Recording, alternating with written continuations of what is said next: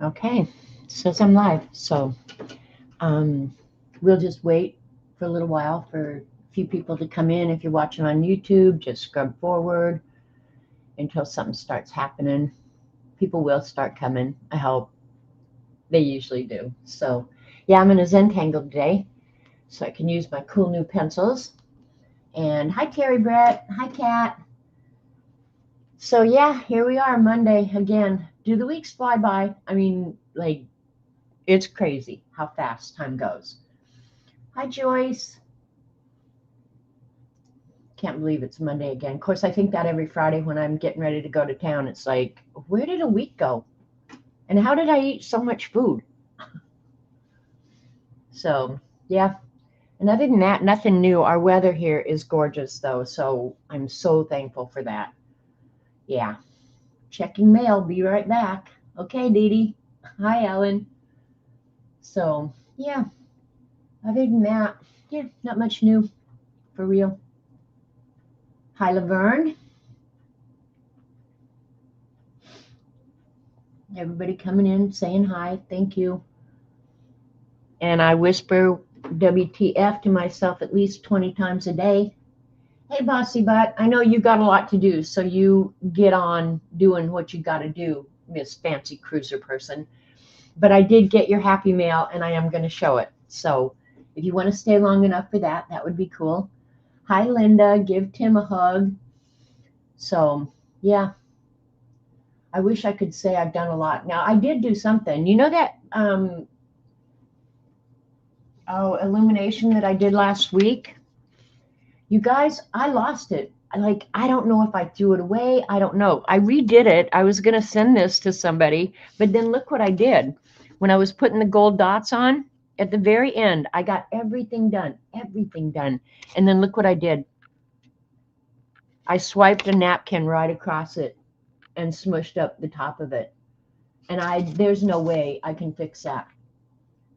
Be here until laundry's finished. Yeah, make sure you got some clean underoos to go with you, bossy. In Amsterdam, that's important. I know, right?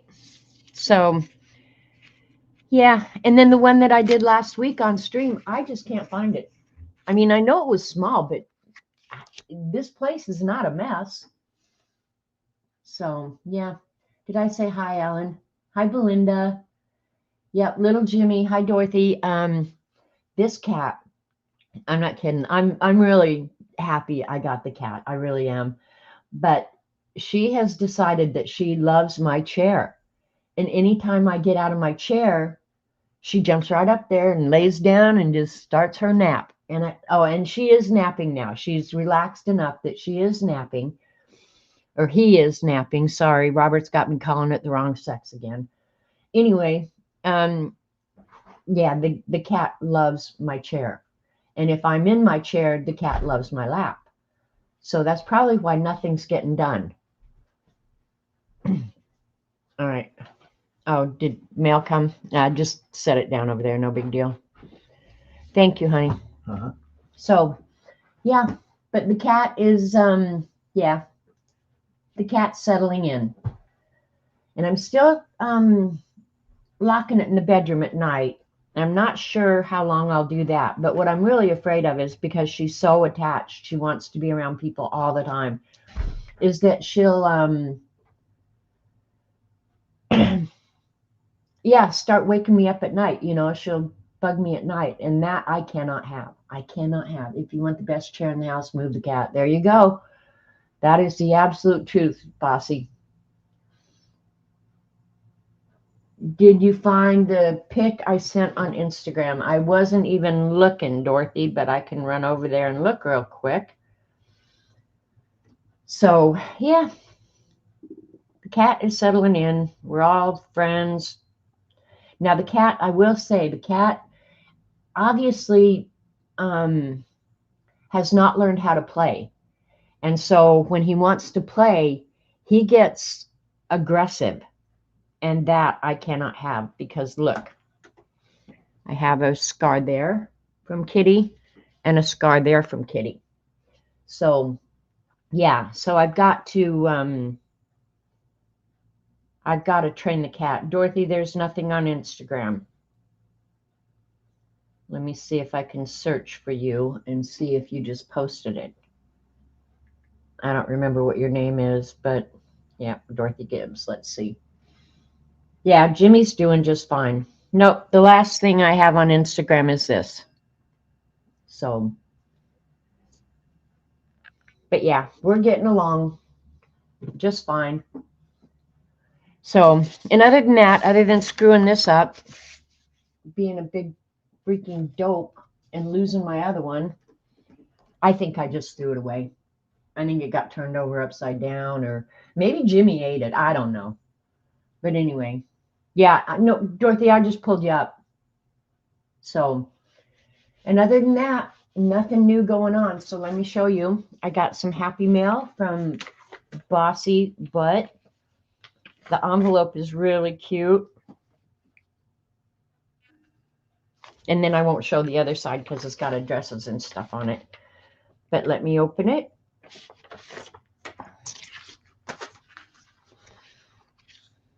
Let me show this first. My door is always open. Hopefully you'll leave. And then she just wrote that I'm the best, which she's not wrong. And stay weird. I need to send that to Terry Brett. And look at the wiener dog. So thanks. And Devin, oh, I should show you. All the snarky stuff that you sent, and I'm gonna I think I'm gonna, I don't know what I'm gonna do. In my snark book where I collect, oops, sorry, bonked you on the head, where I collect all the snark. Let's see, that's lettering doodles. Here's the snark book. I love this so much. I'll pull out Naked Cow Traveler's Notebook. I love it so much. It smells so delicious. I want to lick it. Yes, Jimmy has gotten very comfortable. So, but anyway, Bossy Butt. This will stick out, but this will end up in here. Because look at, here's Bossy stuff. I just shoved stuff in there. My dentist told me I need a crown. I was like, I know, right? That's a Bossy Butt in there. And that's some other goodness. But all this snarky stuff that you sent me ends up in here. I was looking through here the other day, and I have a license to snark somewhere. There's another one. I don't have the energy to pretend to like you today. There's another one. Kiss you under the mistletoe. Now, this is one of my favorites. Kiss you under the mistletoe. I wouldn't kiss you under anesthetic. There's another one. Mostly I just sit around all day being fabulous. So if you think that I don't treasure these, there's my license to snark. So yeah, so this will go right in here. Thank you. Thank you very much. I like your snarkiness, but that will go right in there, back into my absolute favorite snark journal, or Naked Cow journal. Hi, Joe Lou. Hi, Nessa. And look at, this will go in the monkey journal. I've been collecting up a bunch of stuff for a new monkey journal. I do covet them, Devin. I don't want you to think that I don't appreciate and love them. I love them very much. This is Curious George. He'll go in the monkey journal. I have a bunch of stuff for the monkey journal. And then she just sent me some stuff to play with. The ramen noodle Post-its, those are funny. You must have gotten those in Japan. I'm sure you got them in Japan because ramen noodle Post-its are just too funny. And then some birds out of a bird book, which is cool. Power play. Disaster. Play on any opponent's investment on your turn. Investment is returned to board. I don't know what game that's out of, but it's a game card. And there's Scooby-Doo. Just fun stuff. Most of it probably will end up in my beast, really. And I like this tissue a lot too. You don't remember where you got it? It's got to be Japan. Enjoy the little things, donuts with sprinkles. And she just said, thanks for hosting the yearly scavenger hunt. Here's a few goodies for you to play with. And I think she said I can share them. The best, all the best in 2026. Bossy butt. And then she sent me some homemade washi, which I love. I love the washi sticker paper still. I was playing with it this weekend because I sent some out. So, yeah, that washi sticker paper, best thing ever. So thank you, Bossy Butt. You're the best. I know you say I'm the best, but I'm pretty sure it would be a toss-up. But yeah, I need to start the monkey journal. I just haven't decided exactly how I want to do it, but I've been collecting up my monkey stuff forever. A little bit of ephemera I got the other day from Town Tax Bill. A gingerbread house stamp. Well, that's fun ephemera.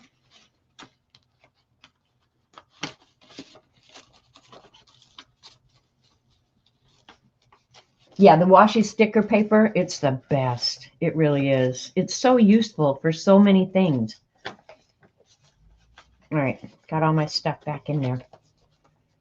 And then that darn Tina, the other day at Dee Dee's, Dee Dee had shown some pencils, and I'd mentioned in chat, which I'm going to have to stop doing this in chat, is that I might go ahead and get these. I haven't been ordering much because I just don't need much. That's the truth of the matter. And I think probably doing that swatch book probably proved to me how much I don't need to be ordering anything at all. Thanks, Kat. But I have never had, when I do Zentangle, or sometimes when you're drawing or whatever, you need a graphite pencil to do the shading, right? And this set from Faber-Castell comes with 10, 12, and 14B. I have never had anything higher than an 8, I think. And I love my 8 pencil. But the problem with graphite is when you use it, it gets a sheen and reflects the light. And Dee Dee had said that this is a matte set and it's ultra black. And I thought, that would be really useful. And so I'd mentioned in chat that I might just have to get that. Well, next thing I know, Tina texts me and says, don't order the pencils. They'll be there Friday. Like, Tina, I appreciate it. I really do. But you guys, if I mention that I want something or I'm going to buy something, don't buy it. You don't have to buy it for me, really. Because I like Amazon delivery as much as anybody. So anyway, Tina, thank you, thank you, thank you. It does come with a cool eraser and a sharpener, which I love these sharpeners. And I don't know if you guys know that you can order the replacement blades for those. And if you get I don't think I have it right here. Probably one of my favorite sharpeners. And I know everybody's gotten the Tagal one and stuff like that. But this, I think they call it a bullet one. You can get replacement blades for these too. So you don't have to keep rebuying them. But yeah, these are inexpensive, but you can get the replacement blades. And I use the replacement blades. Whenever your pencil starts breaking or the wood isn't shaving good, change a blade. It's not going to fix itself. Hi, Fuzzy. I hope I haven't forgotten anybody. So anyway, the reason I decided to do Zentangle today is because I wanted to try out these pencils.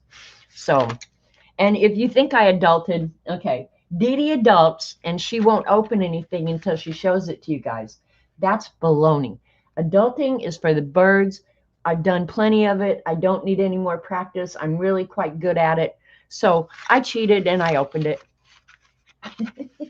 But I made it look good. I'm so sneaky. I made it look like I didn't open it. But I wanted you to see the packaging and how it comes to you. Hi, Sharon. But yeah, I didn't adult. And if you think I'm going to start adulting now, you are out of your mind. That is something that is not even on my radar, my broken radar. Not doing that. So yeah, and I did color this week. So I love these snarky things. Um, I don't put any time or effort into them. I just use my stuff and um, because I could, exactly. So, but I do love these snarky posters, and I bought a couple of these color books, and they're, like zero pressure arting. I don't even know if you call it arting, but um, yeah. But yeah, I like these. WTF. And I'm sending one out in surprise happy mail this week. So let's read our book. Excuse me. Keeks was kind enough to send me this book, The Official Dictionary of Sarcasm. I love it. I read only when you guys are here. I have not. I might have flipped a page and seen something, but for the most part, when I'm reading it, it's the first time I've seen it.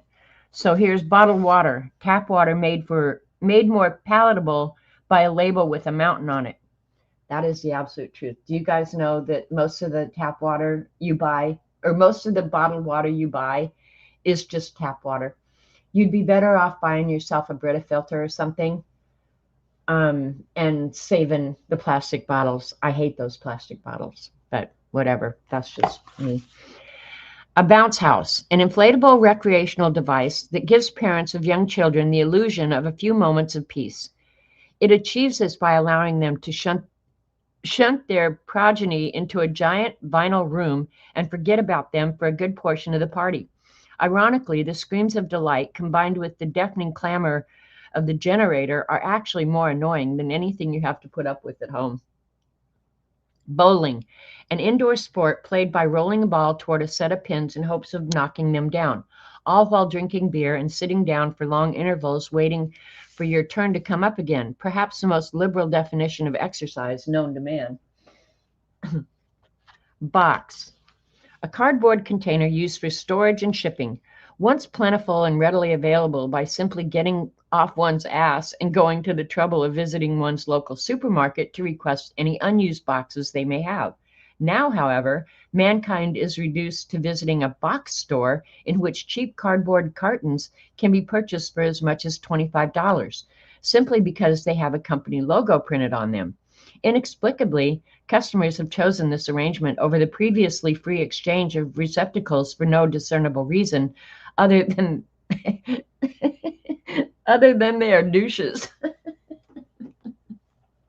Hi, Jade. Boxing. One day, somebody mentioned that it might be interesting to let two men pummel each other about the face and body, preferably to the point of inflicting cerebral hemorrhage, while a bunch of people watched. And then somebody else said that sounded like a pretty good idea. Sometimes life is pretty uncomplicated. Let's go ahead and read Brain. Brain, because brains are funny things. I'm definitely learning that dealing with Robert right now. I wonder 5 times a day, how does the brain work like that? How does brain work like that? What the hell? Or WTF? Brain, an organ that is the center for the management of all bodily activities by receiving and sending information to muscles and organs, and the holder of human consciousness, memory, and emotion. That is, until something in a short skirt walks into the room, at which point all these functions are immediately taken over by the body part. Oh my God. I love this book so much. I can't even tell you. I am going to write that I stopped at Marlon Brando. And next week we'll read about Marlon Brando. But yeah, I do wonder, after watching Robert and his memory go bad, I just wonder, how does the brain work or not work like that? Like, how can you know something one day and then the next day it's just gone? And this really hit me when we had the air conditioner worked on not very long ago. Robert was in heating, air, refrigeration all of his life. And when his grandson came to work on the air conditioner, Robert showed zero interest. Now, normally, if I said the air conditioner's not working right, he'd have been out there absolutely tearing that thing apart and fixing it. He could fix anything. He showed zero interest. And I thought, that is really weird, especially when his grandson was doing it. And, you naturally think grandkids don't know anything because you change their diapers. He He showed zero interest, and I thought that is the weirdest thing ever. I can't even fathom that. Hang on just a second. Okay, Robert's in here. Hang on. Okay. I'm gonna mute you guys.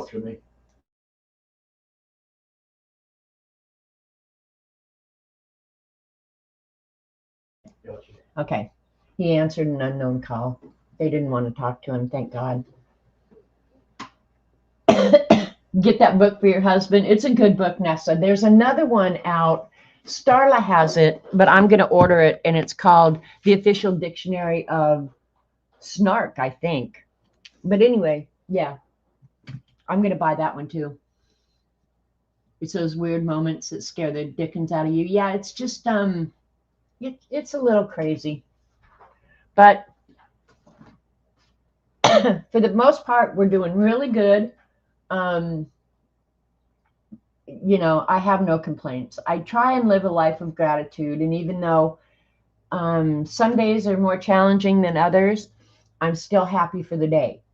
And if Robert gets some happiness during the day, I'm even more grateful, because right now my goal is to make his life, for as long as it lasts, I don't know. He turned 86 yesterday, was Robert's birthday. I want his days to be just as happy as one person can be. So yeah, that's my goal. So I don't want you guys worrying about us. We do fine. Yeah, I don't live in the doom and gloom, Jane. I don't. I'm choosing to take it the best way I can, however I can. But I tell you, some days it's like living with a stranger. So anyway, I'm going to Zentangle today. And Dee Dee said show the box, and I will be choosing whatever designs I decide to draw out of this box. And I've shown it 100 times, but Dee Dee loves to see it every time. Hi, Asa. This little book is just an example of every card that's inside the box. And there's a website called tanglepatterns.com. And they have a bunch of different patterns on there. And it's alphabetical at the top. Choose the alphabet and then go down and look at the designs. For example, this is Mr. E. So I made these cards of step outs of how to draw that, because when you look at it, you think, oh, I could draw that. But sometimes they're more complicated than you might expect. So yeah, each one of these has a corresponding example in here. And then if I can't remember how to draw it, I can always come to the card and fill it in. If you don't want to make a cool box like this, which I made the box and I covered it, and the cool thing, the best thing about this box, honest to God, I'm going to tell you, is that the Tangle Pattern example book has a little cubby hole down here, and it just slides in there. And then when I put the lid on it, it's all contained, and it's all alphabetical. And I have a lot of Zentangle cards. Probably for 2 years, I just sit in the evening and draw the patterns. So, yep, that's the Zentangle box. And it, honest to God, I say, it is one of my favorite things. I do love it. Hugs all around, Jimmy and Bobby. Oh my gosh, Jane, that's crazy. I live with Jimmy and Bobby. They're her son's names. Yep. Jimmy, Jimmy, Jimmy. Jimmy the cat. So anyway, that's the box. And then I got out, I like Zentangle black on white best. And I did this as a big sheet, and then I just cut it to fit. So it's actually like wallpaper on the box. And then I just did the checkerboard corners to finish it all out. So, but yeah, this was just all done on one big sheet. So somewhere on here, the pattern does continue, because it was one great big sheet of paper. But I like the box. The box is a cool thing, and it sits up there with my conspiracy hat on top of it. And then I started, and I haven't kept up doing it, but I started keeping like an idea book when I'd see stuff, because I see stuff on Instagram and I save too much of it, you know. Yeah. Um, of things that I saw that I really liked. So this is more like a society of idea collectors for Zentangle, except that occasionally a bowl of cherries gets slapped in here. How the hell why do I do that? I don't know, because I did it here too. Here you go. How to draw a droplet of water. So yeah, these are things that I saw that I wanted to remember. So, and sometimes I draw on something else and then I slap it in here. And so, yeah, but this would be, yeah, my Society of Idea Collectors for Zentangle or drawing or doodling or whatever. I must have 50 of these laying around. But why not? I can. So, yeah, so I want to use the pencils. So, yeah, and these are things that I need to add in here, because every journal I own has stuff like this, where I'll do it on like a little sheet of paper and then just shove it in here thinking, okay, you can add that sometime. Do I? I think I do at some point, but yeah. So this is like a Society of Idea Collectors Zentangle book. And then I thought I would really like Zentangle, excuse me, on craft paper, because I do like craft paper. But after I did this, I came to realize I don't particularly like Zentangle on craft paper. It's just not, I don't know, it's just not as appealing. It's harder to shade. You don't get the definition and the depth, whatever. And these I need to put in the other book. See, this is how you do it. You just open it up and you plop that crap right in there. So I just thought, well, I'll just, if I see something I really like and I want to draw it well, I'll just do that. And then I tried black on white. Black on white doesn't work well either. Sorry, it just doesn't. I mean, I like it. Like this organism one, I have this, I did this twice. I did it on a Pantone card as well. I really love this organism one, but it's just not as fun as black on white. See, and then I started adding some black and white. But I really thought I would enjoy the craft paper. Turns out I don't. I do like this pattern though. You can't see the designs on top. I should draw them in black rather than white. But that was a really cute idea that I saw that I really liked. So yeah, it's really just another idea book. And this I had plans for something, but I don't know what. Oh, and I did do another one of those on the color book. I'll get it. And the girl who does this, I wish I had written down her name. I see her on Instagram, and her work is so well done. Hi, Angie. Hi, Desert Nails. This is pitiful compared to hers. Hers is so precise. It looks like a machine did it. And then another girl did the circles with the dots in it. Only hers are better. So who cares? And that's all I've ever done in here, except that I did, I was going to use that burned washi tape for the edges of this book, but I ended up not doing it. I kind of suck that way, I guess. And then in every one of my journals, the very back page is always an ink test to see what works and what bleeds through. And yeah, so, but I thought today I would just work on cardstock. And then I got out this other journal. I think there's some Zentangle in here is why I did this, because this is mostly just graphite drawing. But having those pencils is going to be awesome. That looks like my, it's not him, but that looks just like my UPS driver. His name's Steve. But this is back when I was doing a lot of graphite drawing. Okay, there's some cool Zentangle. That was an envelope from my pen pal. You know, when I was trying to learn to draw faces, I'd cut pictures out of magazines.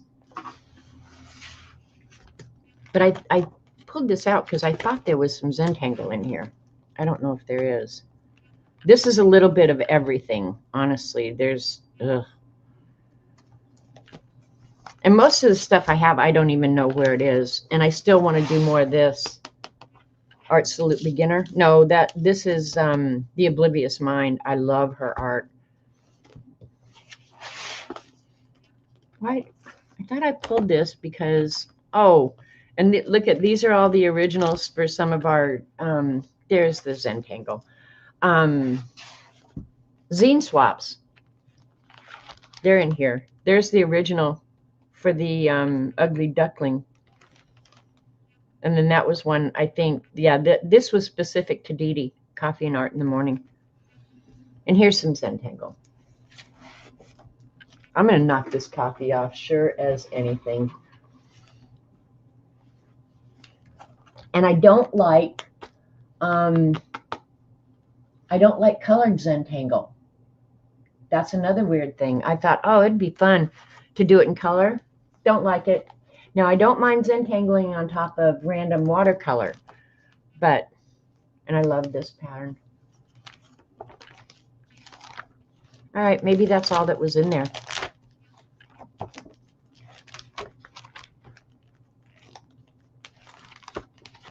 This is just a mess of everything. Oh, I was going to do a whole series of these bird brain posts. Time is precious. We may have done a swap. Time is precious. Waste it wisely. And those are sprays in the back. Bird brain knowledge enclosed. I think this was a swap we did. We need to think about that, Dee Dee. What kind of swap we want to do. If we want to do ATCs or what? Time is, okay. So yeah, this time is precious, and these must be the prototypes. The difference between ordinary and extraordinary is that little extra. So yeah, these were, let's see.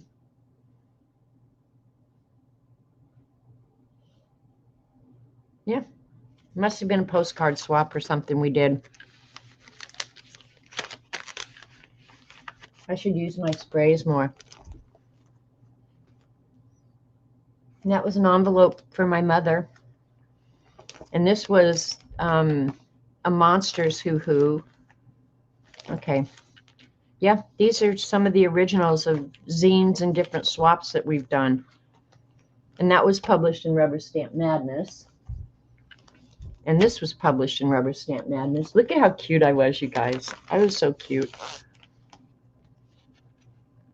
That really is a picture of me in kindergarten.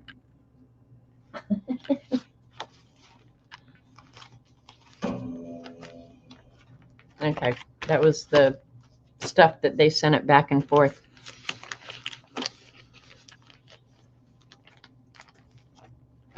All right, that's it.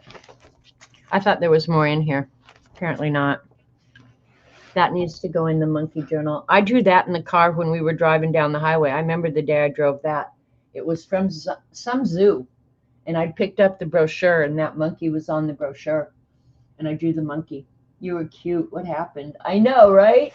Terry, life happened, man. Went to pot in a hurry. Big, fat hurry. Actually, I don't really look all that different now. I just have wrinkles and gray hair. All right. And other than that, now you guys know I have no plan. I'm just going to, I got out a piece of cardstock to work on, and it's Bristol surface, so that, what the heck? Where's my focus, you freak? Focus, you freak. Hey, View. We all go to hell in a handbasket, isn't that true? Mean but cute. I'm mean as hell. So I'm just going to start the Zentangle the way I always do. And the way that, of course, Zentangle is meant to be like for calming your brain and all that. But yeah, I'll start it. Oh, and I can't draw the way I'm sitting, that's for sure. And I definitely can't draw with Jimmy on me. But the way they say to start, and I'm going to leave a little bit bigger spaces so I'm not working quite so small so you guys can see better. But the way they say to start your Zentangle, and I'm going to try and leave kind of the whole sheet, and then I'll bring the camera down here and there, is to just start with a random string. And I am going to try and be a little mindful to leave larger spaces. Okay, so that's how you begin your tangle. Now on the box, well, I didn't do it on the box. Not uncommonly, what I'll do is, excuse me, do this pattern to cut up some of the spaces. I don't know that I'm going to do that. And the way I have the book laid out is random patterns, patterns that use a grid, and patterns that make good borders. So for example, right here, this pattern, see, I kind of used it as a border and then worked inside it. So, I mean, you can do it however you want, but that kind of works well for me. And I don't remember which order the sections are in. Yeah, yeah, you use a coin to push a coin with your pencil, and then you get some real random.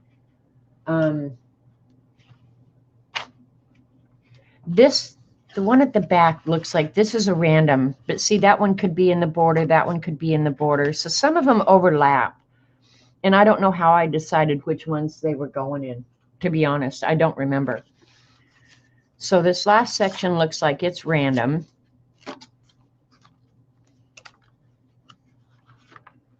And then the middle section is borders.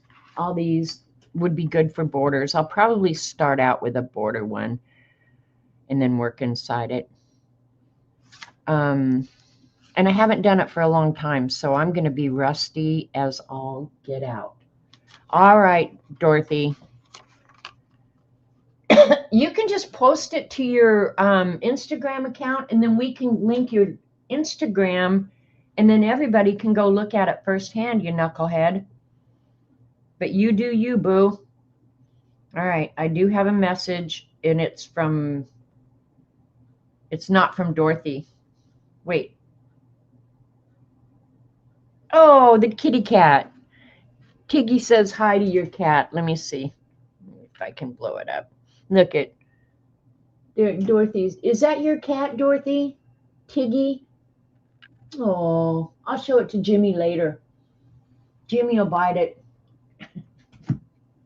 When doing these, do you need to look at a pattern or copy it? Or can we remember patterns over time without reference? Nessa, some of them you're going to remember without having to reference. My brain is not good enough. I have to have something to refer to. I just have to. Because there's so many. It's Anne's cat. Well, it's a cute cat. I have so many. And there's so many cool ones that it's just like, how do you decide? So having a book to reference to me, you know, like that one, a barber pole or something like that, that one you wouldn't need to reference. But for me, a reference book really works well. You know, it's kind of like doodling, you know, like when your mind is relaxed and you're just sitting doodling mindlessly, you tend to do the same things, you know, like I do checkerboards or circles or whatever. But some of these patterns, they're so intricate that you really do probably need to be able to look them up. But you don't have to do a box. I mean, they're always available if you have internet on tanglepatterns.com. So not that big a deal. Not that big a deal at all. And some of them I draw with pencils first. Some of them I just go in with ink. So like if I'm doing that,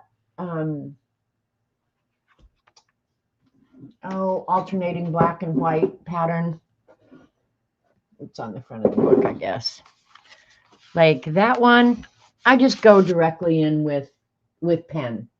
I don't need a pencil, but if I do something like these boxes that are more precise, I will draw them out in pencil first. So yeah, you'll figure out your own method of doing things. But I do Zentangle a lot on Happy Mail envelope when I send out. Okay, let's see which one I want to start with. And I will pull the cards so you can, if I pick something more complicated, I will pull the card out so you can see. I think I'll start with just sashing on one section. So yeah. But see that one, let's see if I even have a card for that, because to me that is not, you don't need a card for that one. But let's just see if I have one. Let's see how consistent I was. And the ones that I didn't need a step out for, I just put the actual design on a card at the beginning. And that means there's no step out.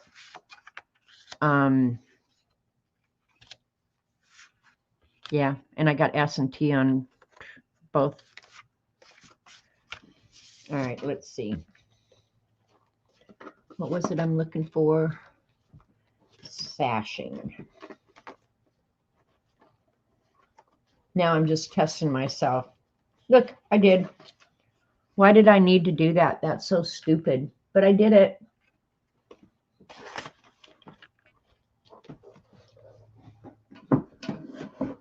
All right, let's jump right in. We'll start with something really simple. And I'm just going to use Uniball eye needle pen. And this is probably about a 7-point nib, I'm going to guess. I love this pen mostly because it's waterproof ink. So did I draw the individual boxes? Okay, Laverne, I've shown this before. I took, you know, those plastic cutting boards you can get at Dollar Tree or anywhere. I measured it out once and made myself a template. So when I want a square with 4 boxes on it, I just put that right down there. Line it up. And it's the size of the card itself, which is the size of an ATC card, which is 2.5 by 3.5. Hi, Junk Journal Joanne. And then just use it like a stencil. So I measured it out once, cut it, and then the individual boxes just get drawn with a template. Easy peasy, right? I use templates for a lot of things. That's why I tell you guys, buy a stencil for like circles and stuff like that, because you can't ever draw a perfect one. So make life easy for yourself. You get less done, or I get less done. All right, move my junk here. God, I have too much junk sitting around. And poor Tina, she lost power at Dee Dee's. And I don't know if they were fixing something, but the power truck people were there. And I don't know if they've got her power on yet or not. And this ink dries pretty quick, so I don't have to worry about dragging my hand through it. which I'm terrible about. And if you use an ink that takes a long time to dry, you'll drag your hand right through it. And I'm going to draw this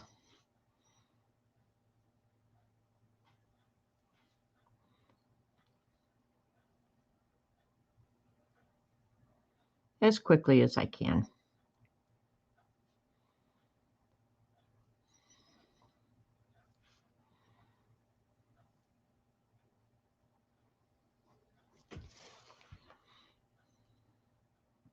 And if you guys go over on tanglepatterns.com and want to see me draw one of them,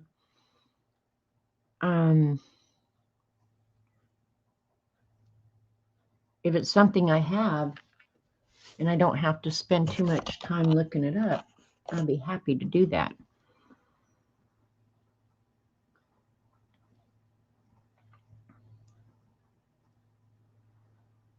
And I haven't done any more in the passport journal. I do want to work on that Australia page.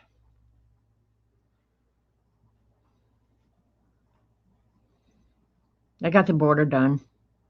So, yay me.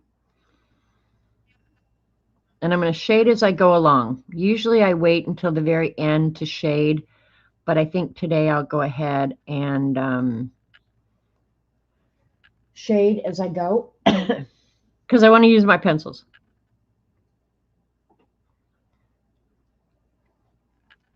And you'd be surprised how you don't have to be careful at all.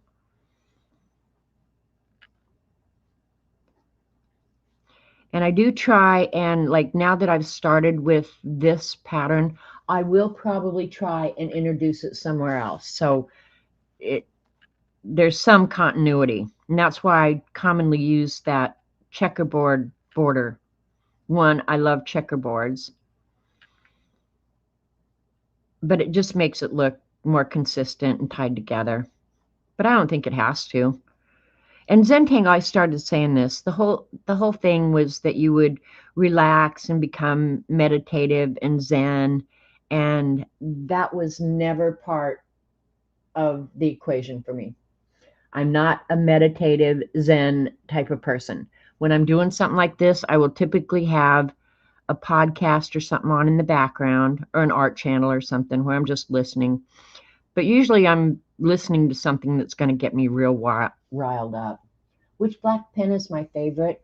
Boy, that's hard. That is really hard. I think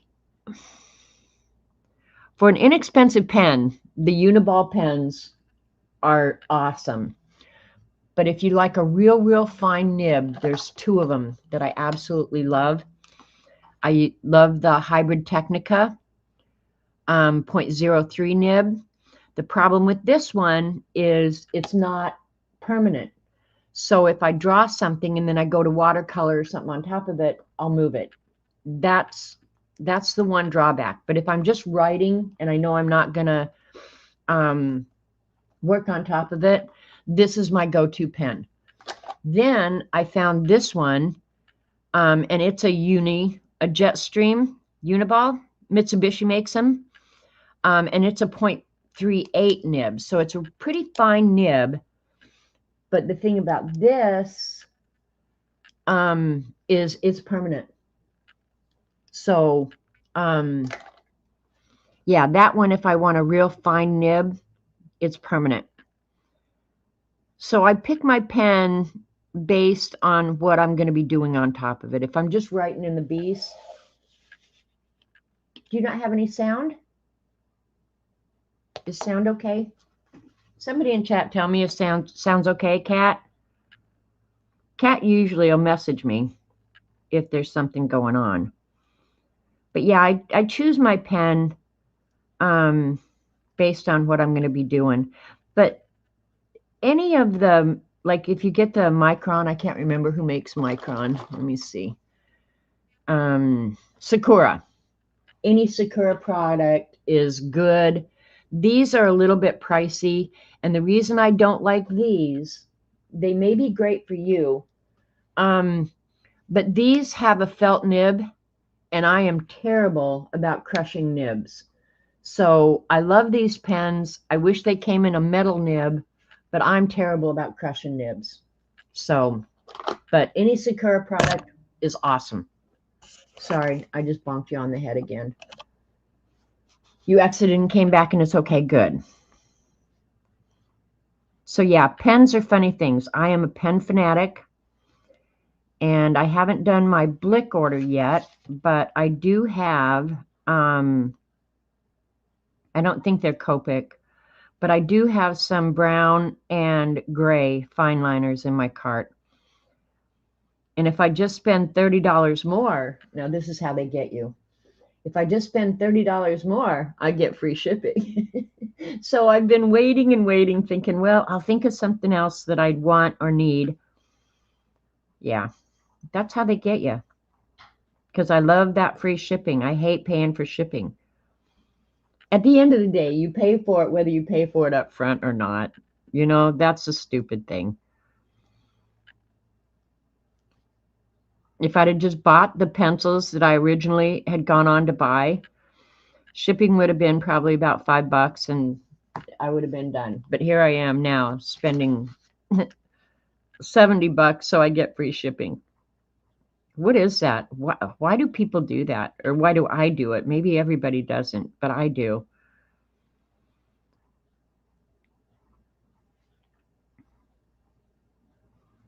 That's one of the things I love about Amazon Prime is I can just order, and I never have to worry about the shipping. Of course, the month that the Amazon Prime hits my credit card, I'm just like, what the hell? What did I do?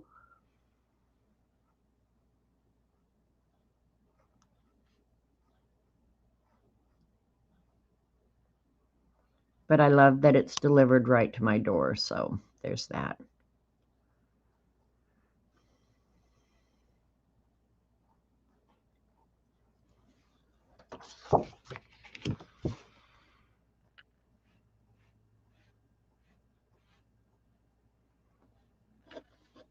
And one of the reasons I usually wait to do all this shading until the end is because I do go back and erase that original line.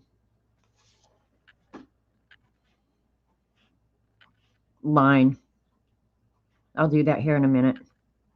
Just on this section that I've drawn. You do it too, Joe Lou? Yeah, what is that? That is a nutty thing.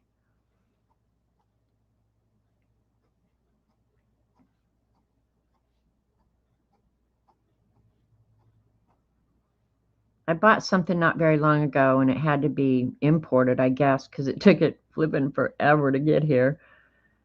And I paid shipping on it, what I thought was exorbitant shipping on it, and it took forever. And I was just like, you'd think if I'm paying for this extra, you guys could at least get it here reasonably, you know, like I was so mad because I paid for the shipping. It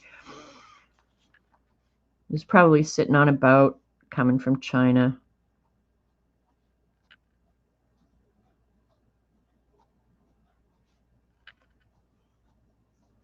I'm so excited to use my new pencils. I hope they work as well as I think they're gonna.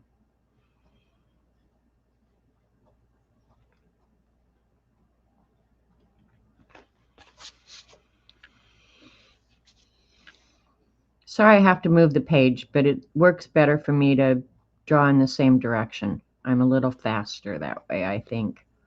Or I could be full of crap too.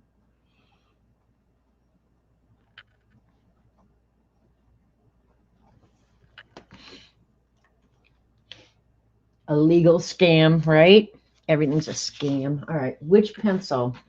All right, let's just do a little experiment here. Let me grab a piece of paper out of here if I have one. All right, here's a little piece of cardstock. I don't know if it's the same. It's not the same cardstock I'm using. I can tell by the texture that it's not, but let's just go ahead. Now I can open this bad boy and get rid of the packaging and quit pretending to adult, which was stupid to begin with. Adios. All right, so again, they come in 10, 12, and 14B. H, on a pencil, if you get H, that means hard, and that means it's not going to smear well. This is the 10. Let me write that over here. Oh, nice. 0 effort, smudgeroo. Here's 12. And I'm barely pressing, you guys. If I push too hard, it's not going to move. Let's see how much difference there is. That's 12. They are nice and black, and they are matte. I will say that. Let me see if I can. Yeah. There's no glare there. All right. I'll pick another one that I have up here in my thing. Oh, and this one's 14. So yeah, it's not a huge difference, but the 14 is definitely darker than the 10. So that's cool. Let's see, here's a 2B. Let's just for comparison do it. And these pencils are Kimberly, which they're inexpensive, General Pencil Company. Yeah, there's not too much glare there. I was going to see if I had the 8. I should have an 8 right here. Okay, here's a too hard, just to show you. See, that one, even though with the smudger, it's not, well, it did smudge a little bit. But the H pencils, they're good for drawing, but not for smudging. I don't know where the 8 is. What's this one? That's a 2B. Huh, I don't know where my 8 is. It should be in there, but anyway.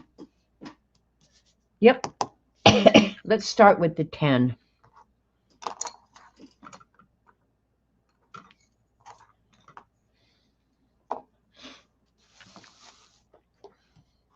You know what? I'm going to get out a little bit smaller since I'm working small. I keep these all over the place. This I use for big areas. This I use for small areas. Focus, you freak.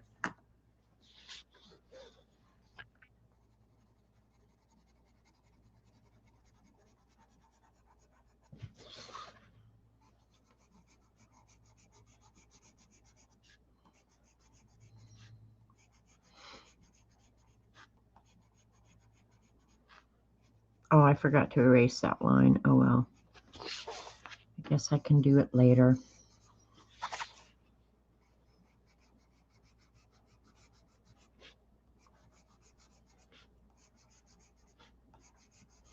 And I'm sure you guys have heard this before, but if you're going to erase on your final art, do try and use one of the white erasers. If you use a pink one or something like that, it can leave smudges. So, yeah, try and use a white. I just use these click erasers. There's a couple places I want to get rid of the line before I start smudging. Only a couple places. Otherwise, it'll smudge into the background. Not be that big a deal. And I try not to rub when I've got graphite down because that'll smudge it too. So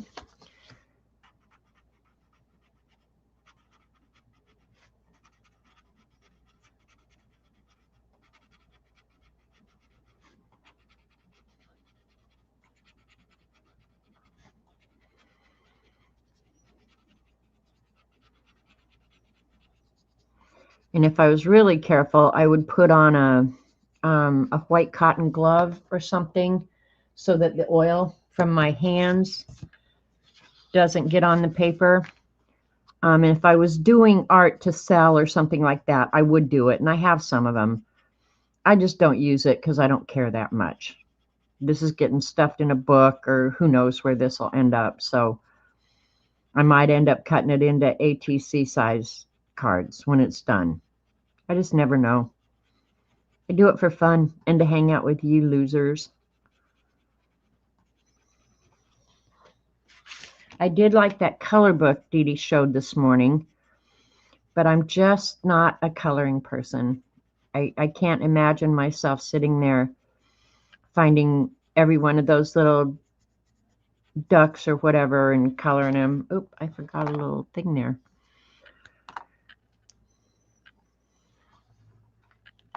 I'm surprised Terry Brett didn't point that out to me. She's usually good about telling me when I've overlooked something. But yeah, those little images, they're so adorable. And I hope Dee Dee does get that whole book done, because when the whole book's done, it's going to be awesome looking. But I know I won't sit there and do that. I will color in my Bible or in my daily devotional book, but that's about 10 minutes in the morning, 15, 30 minutes max. I'm good, not perfect. See Kat's link right above. Okay. Yeah, I'm using the Faber-Castell pencils that Tina was kind enough to send me. They're good smudging, make good shadows. So, yeah. All right, let's pick another design out. Oh, and this is a blending stump. You can get them. This one is solid. It's just rolled up paper, and you can smudge graphite with it. This one's hollow. They both work the same. It doesn't matter. I don't use my pencil, but you can use your finger to smudge too. All right. Did anybody pick out a design they want me to do? Let's go back to the, let me see. It's hard to pick, you guys. It's really, really hard to pick what I want to draw. All right, let's start out with, I'll just pick one off the box top. I really like this design. Oop, that's too close. Anyway, I'll draw it for you guys. I don't remember how to start it, but it can't be that damn hard. I'll just work in this area.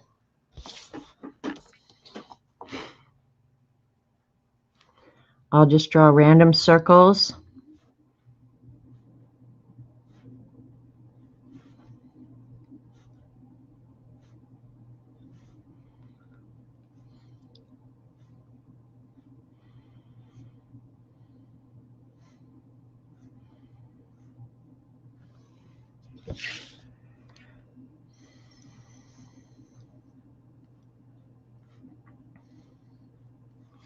And I suppose you could look at Zentangle and think, why bother? They all look the same. I don't know why. I love it so much, but I do.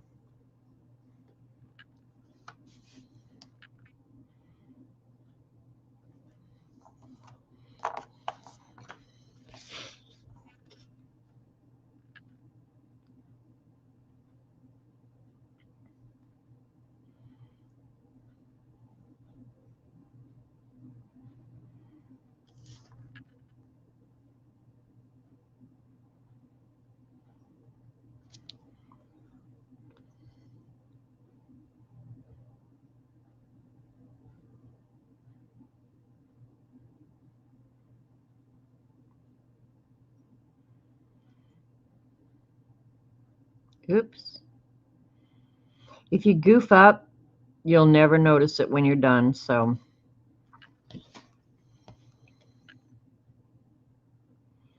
and you don't have to do it the way I'm doing it.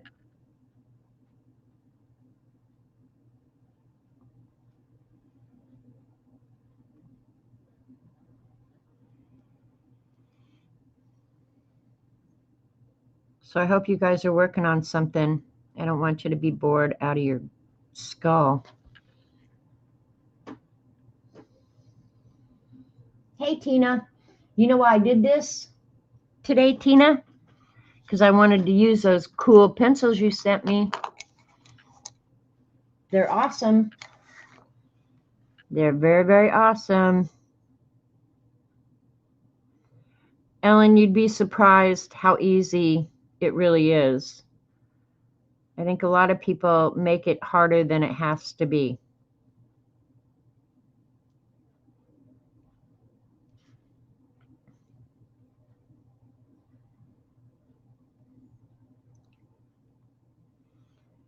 And I know I said thank you, Tina, but I very appreciate you doing that. You do not have to send me stuff, you knucklehead.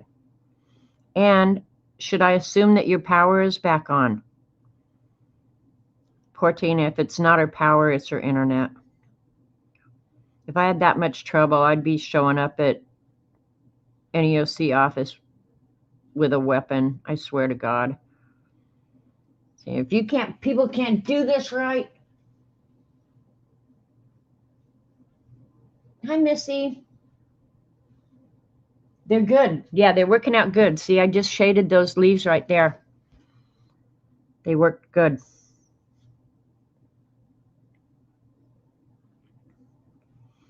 Most of the time, it's just repeating, drawing the same lines.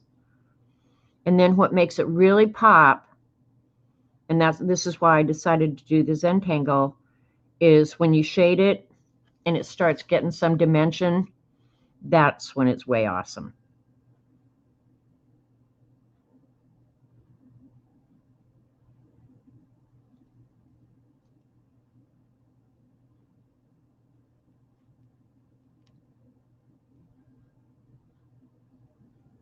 And I'm going to leave that line, so I'm going to draw right up to it, and I don't know what I'm going to do with it yet.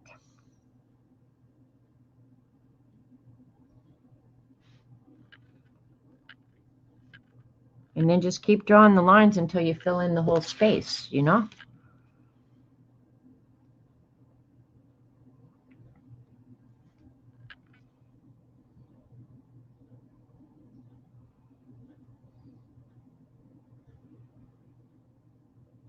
And this is going to sound crazy, you guys, but I made the best pot of spaghetti yesterday. I usually make meatballs and keep them in the freezer. You're now able to use your anxieties to power your whole house. Oh my God, Tina, I'm so sorry. Anyway, so I had the meatballs, and then I had some leftover ribs, and I thought, oh, we're not going to eat those as a meal again. I'm just going to cut them up and throw them in the spaghetti sauce. I didn't think there was that much meat left. You guys, that was the most delicious spaghetti sauce with ribs in it. And I was just doing it to get rid of the rib meat. So now I'm going to have to change and do it that way all the time because it really was that freaking delicious.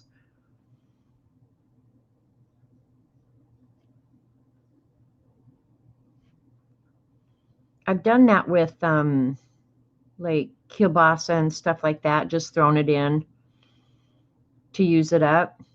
But I never thought about ribs. Oh, that was delicious. You made it yesterday? Yeah, they're building down the street. I guess they're hooking stuff up. So use up your weird meat in spaghetti. You never know what you're going to get.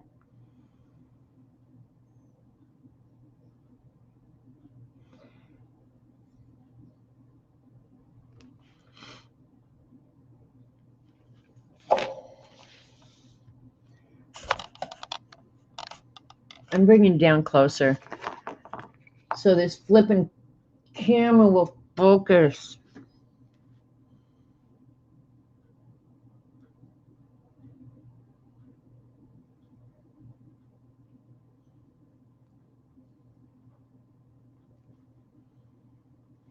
So see why I start with like a border, so I kind of know where my boundaries are. And then you can just keep boring. And then sometimes you might have to envision something else off the page.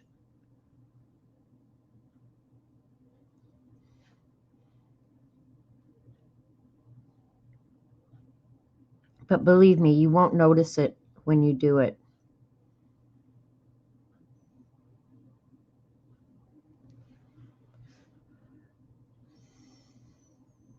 And they don't all have to be uniform.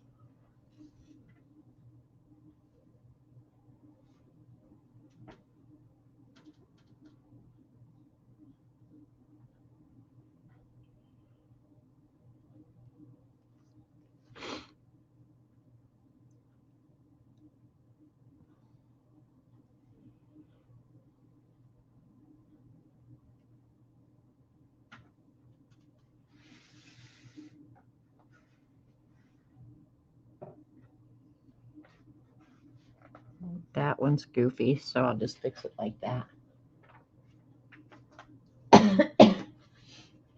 They were pork. I usually don't buy beef ribs, Tina. I do baby back pork ribs. Probably one of my favorite meals.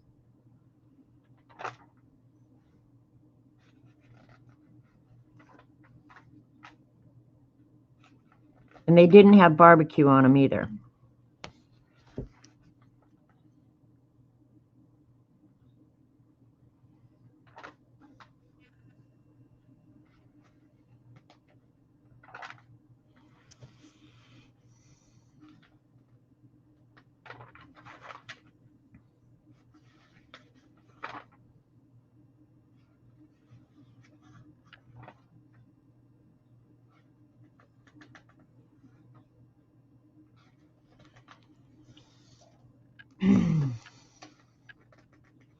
I drew this smaller than I really intended to, but that's all right.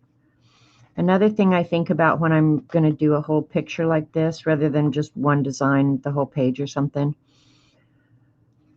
pay attention to the light. Some of the patterns are real lightweight and some are real heavy. This is a real heavy design, so it's going to want to pull the page this way. I'm going to have to counterbalance that on this end with something else equally as dark. So that's one thing I think about when I'm choosing what patterns I'm going to draw, is how much weight, you know, and you can tell that by how much ink, I guess, is the best way I can put it. But some of them are real light and airy and some are not.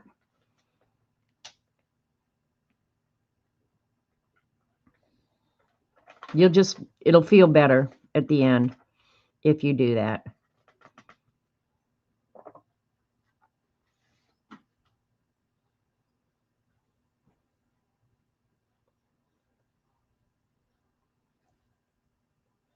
And this one, even though I wanted to use my pencils, won't need much shading. I will shade it, but it won't need much shading. Thanks, Tina. I used to love to do Zentangle, but my eyes are just too bad. Oh, Teresa, I hate that. Hi, by the way. Well, could you just draw it bigger? That's probably what I would do, is I would just draw it bigger.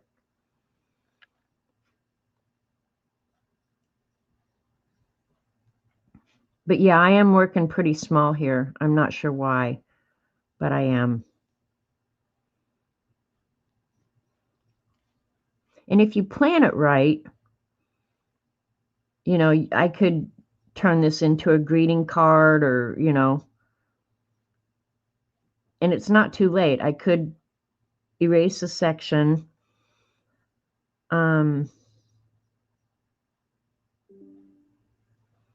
So I could put a greeting on it or something like that. But I do it a lot on envelopes. Usually pretty simple patterns.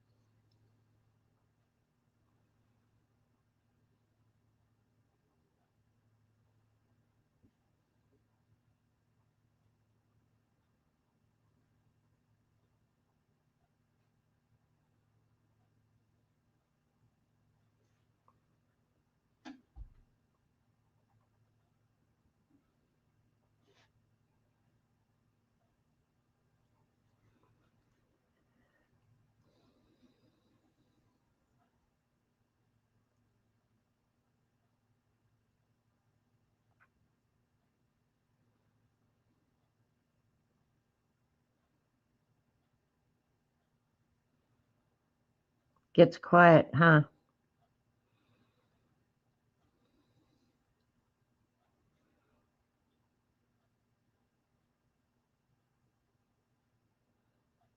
And then after I get to a certain place, I just do it all in one single line. I'm going to mute for a second and talk to Robert, okay? Hi, Texas Cactus. I'm going to mute for a second. Thanks for coming. All right, mute.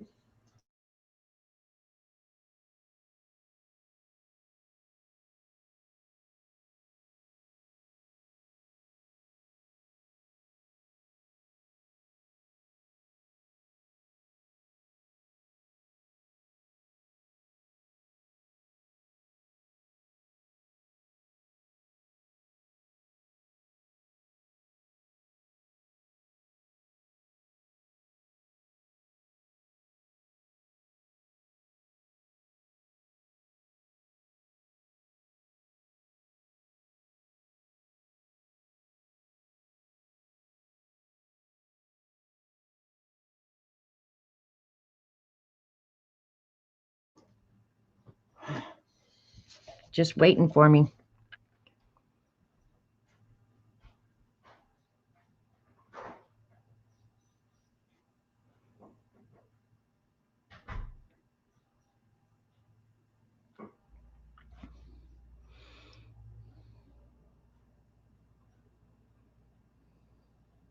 I don't very often Zentangle on stream because it's in my mind, and you guys can tell me if I'm full of crap or what.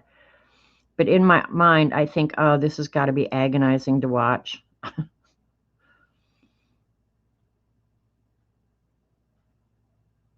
I mean, it's cool when it's done, but oh my God, it's got to be agonizing to watch.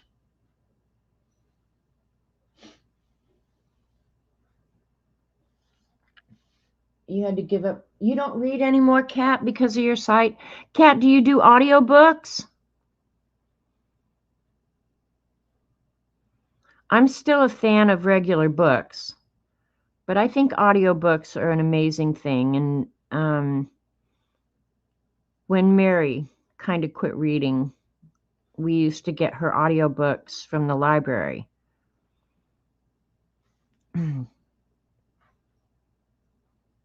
Because I thought that was very sad. She loved to read. But yeah, it got too difficult for her. So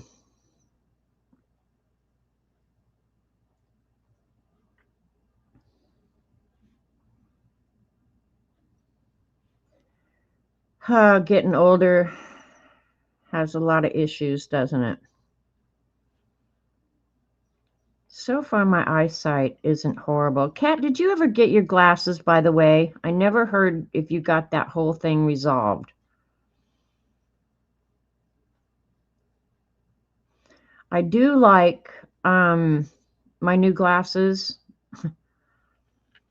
but to be honest, I like my old ones better. I do wear my new ones, but I do like my old ones better, and I don't know why. I don't think I really needed glasses that bad. I've got a ton of books to donate. Oh, I find it relaxing, and you are good at talking to us most of the time. Yeah, usually if I can think of something to yak about, Kat's inability to see being what I'm talking about right now.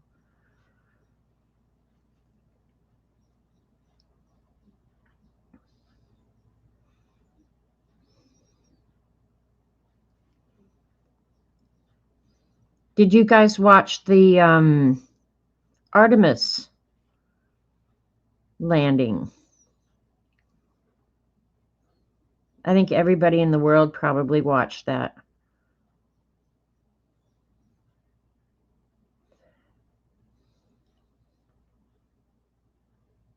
One thing I thought about, and then I saw a video about it later, was you finally got the new lenses. They were special ordered from Maryland. Okay. You loved it so much. Yeah. Well,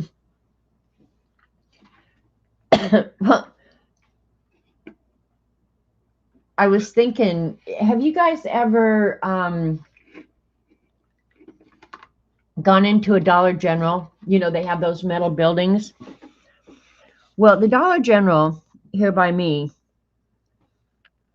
you cannot make or receive a phone call. And I thought, how are they talking to people 300 million miles out in space? And everything's so clear. And I can't make a freaking phone call from the Dollar General, or I can't receive one from the Dollar General. What the hell? There's something wrong with this world.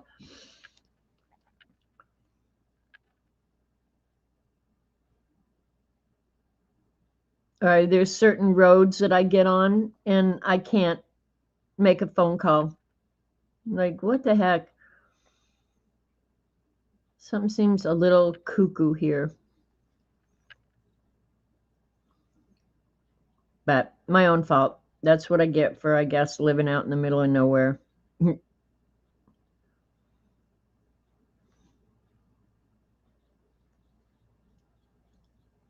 But if you've ever had to make a phone call from Dollar General, you know what I'm saying is true. The scary was that 6 minutes, no transmission blackout. That's a dangerous part of the ride. That vehicle's outside temperatures. Yeah, yeah. What I found really odd was I can't remember what station I was watching it on, and they were talking about the heat shield and that they had reused it. And I thought, well, how the hell do you know that it's safe, if it's already gone through all that heat? Core Ceramics used to make heat shields for the NASA missions, and they were a client of mine. And so I used to talk to the guy who was I guess, my boss. He kind of oversaw the whole program. And I would talk to him about when NASA came to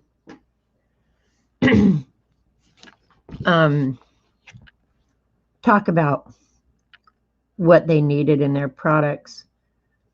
Interesting, very interesting. Do you know that Core Ceramics, during Prohibition, the brewery, of course, which is the moneymaker in the Coors product line, but the ceramics company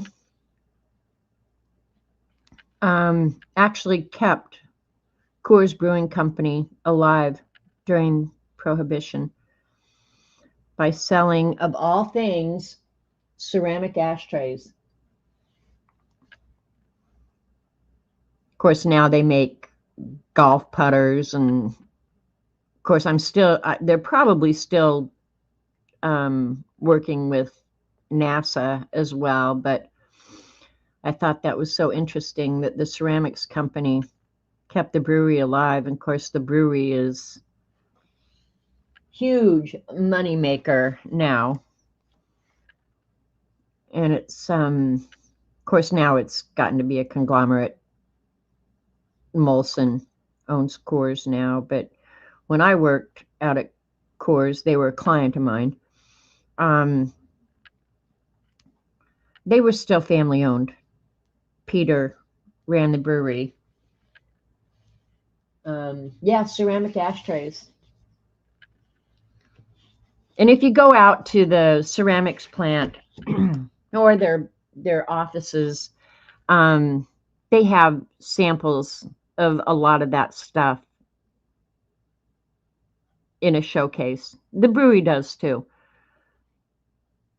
And they had every reason to be proud. I mean, that old guy came here, started making beer. He was German, obviously.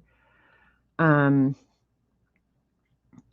all the designs, their logo from the beginning of time. And a lot of people don't know that Coors had I don't know if they still do. Keep in mind, I haven't been out at the brewery since 2000, wait a minute, 1995 or 96, because that's when I moved to Oklahoma and, of course, quit my job. But anyway,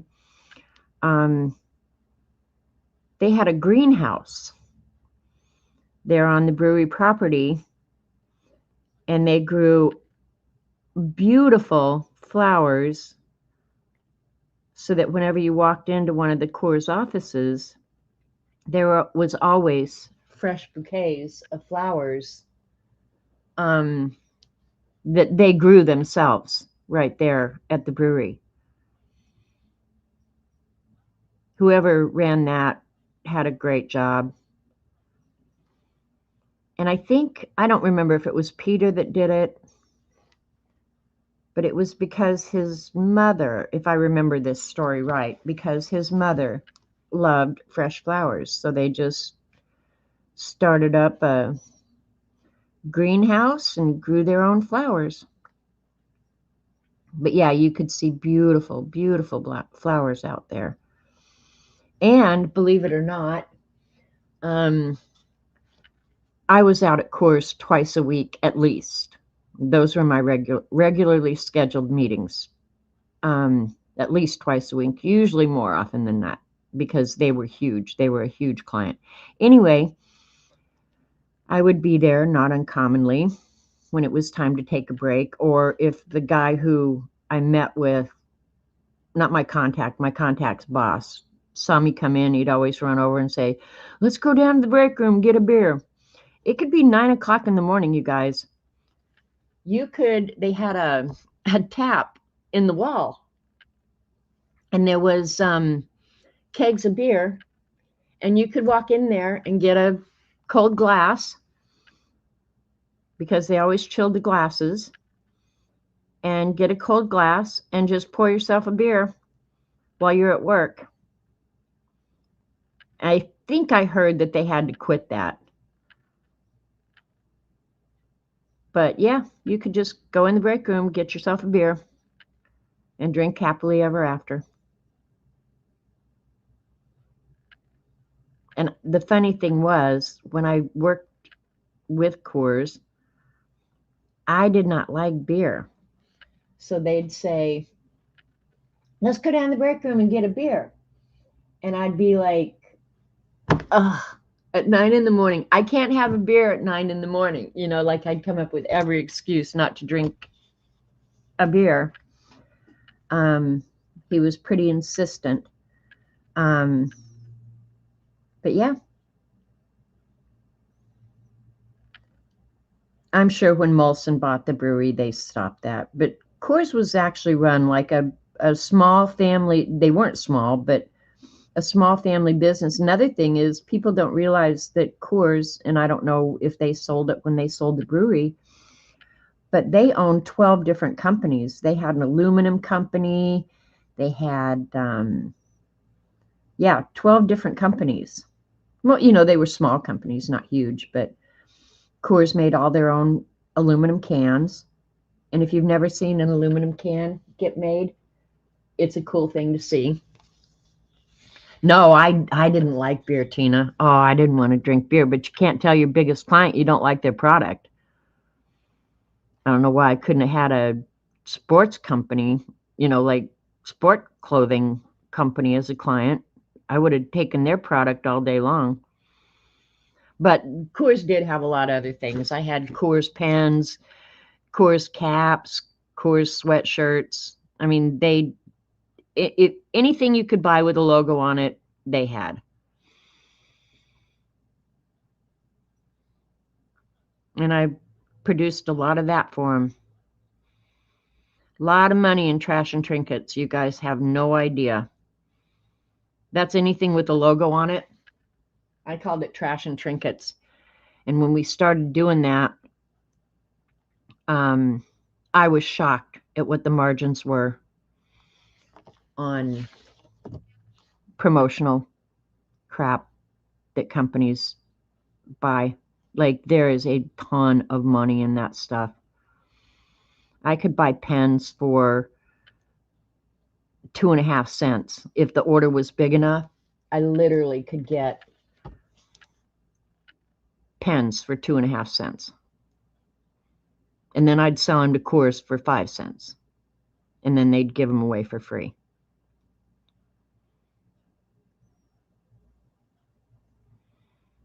Ton of money in that stuff. Yep, like Budweiser. Yep. But if you ever want a job where you make good money, go out and sell trash and trinkets. Pens, caps, sweatshirts, sweatpants. Now, the sweatpants and stuff like that, those were done for special things. We didn't just give those out readily, but a pen or like one of those pill boxes or something like that with a logo on it, you can make so much money. Of course, would have to buy 30 million pens, but they were only 2 cents a piece. No, I mean, honestly, it wasn't that many that you had to buy to get a good deal on it. Not 30 million. But an order might commonly be 50,000.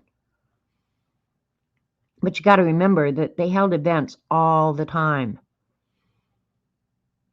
Somewhere in this country right now, there's an event going on where people are giving away trash and trinkets. I promise you. More than one. I made that one really fat, didn't I?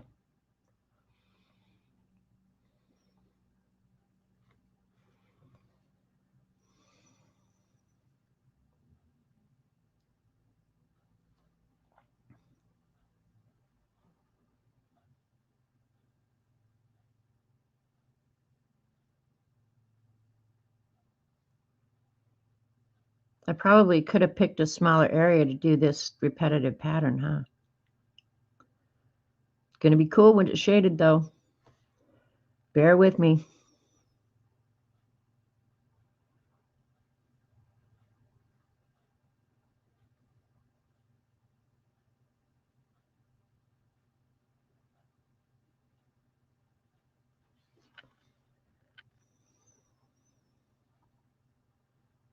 And the trash and trinkets were just an add-on to what my normal product was. My normal product was business forms. That's why I like rulers and straight lines so much, because I designed and sold business forms for a living.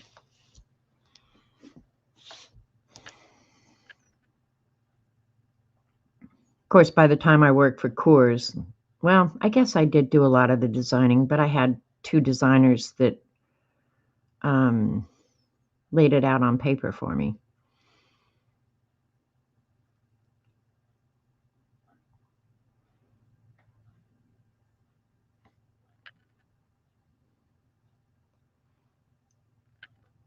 And I tell you, I don't miss it even a little bit.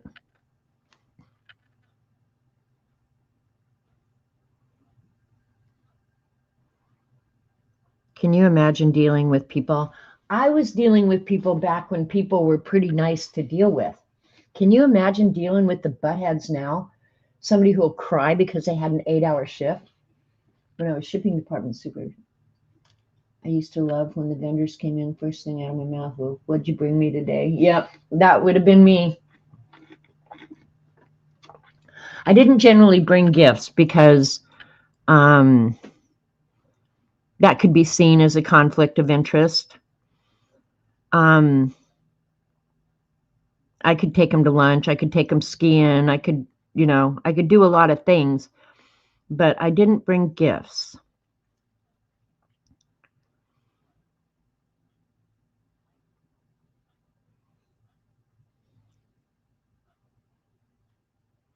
And that was, quite honestly, other than skiing with the lady from Coors, she was a beginner skier, but she loves skiing. So, yeah, I like to take her skiing, but otherwise, like to go to lunch, to me, that was flippin' torture. Especially when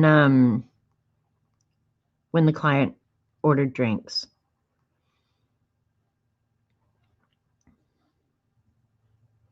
Because then it was like my hour and a half lunch just turned into 3 hours, which means I'm working this weekend, I'm staying late tonight. And I only had one client who was really bad about that. He was a fun guy, but I didn't have time to go drink at lunch. I had like real work to do.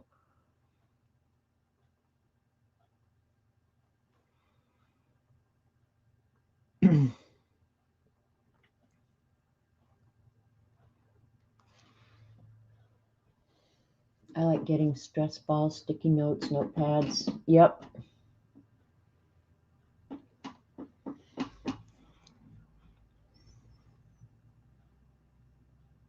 Most of the stuff I did was business related.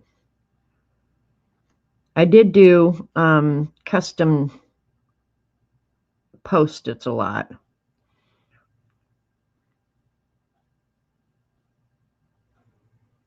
After some genius developed repositionable glue.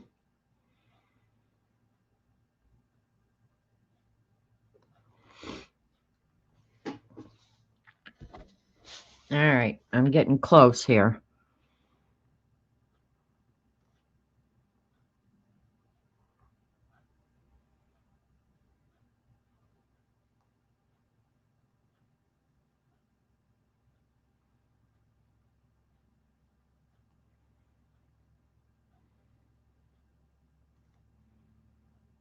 But I like my job, but I definitely do not miss it. I haven't missed it since the day I left.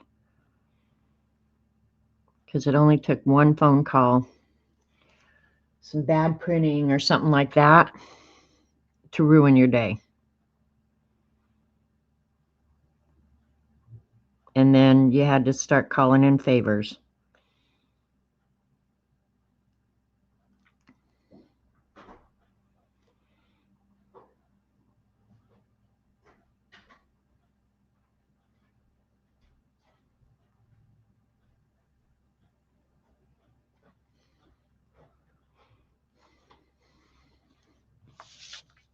This is looking pretty cool. And it looks so dark in here, and I have lights on. I don't know why my lights. Is it looking dark for you guys? I don't know why it looks dark. Is Devin taking off? Devin, go have the best vacation ever. I wish I could go with you. How long did you do a Zen piece like that? I never sit down and do it from beginning to end. But if I just sat here and just kept drawing, I would probably have it done 3 or 4 hours.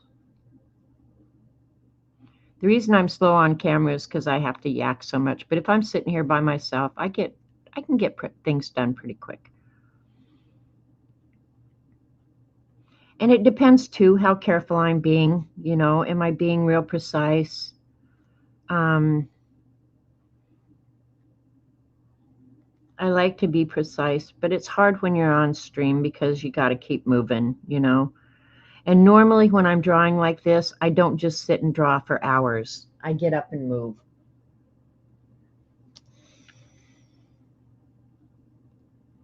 I can, probably streaming is the longest I ever sit. I usually get up and move pretty frequently.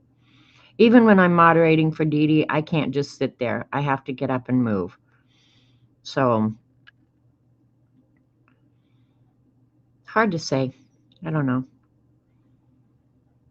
And I have to eat. I'm always hungry.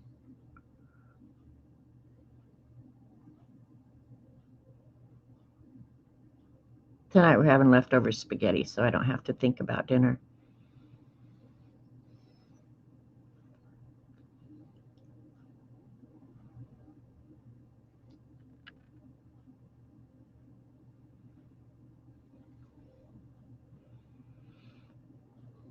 And I might one night this week take Robert out for dinner, since we didn't go out for his birthday. I might do that. We haven't been out in forever. I hate to go out to eat because, one, the food is usually crappy, and I can fix something much better here at home for a whole lot less. I don't have to go out and deal with dumbass people. So, but he does like to go out for steak, so I might just belly up to the bar and take him out for a steak. We don't usually do too much for birthdays around here. I guess that's the beauty of getting older. Your birthday just really becomes another day, not something that you're actually going to celebrate. So, yeah.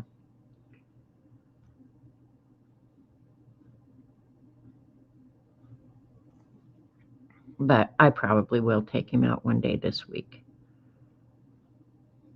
Get him a big fat boy steak and spend $100 for something I could make for $30 at home.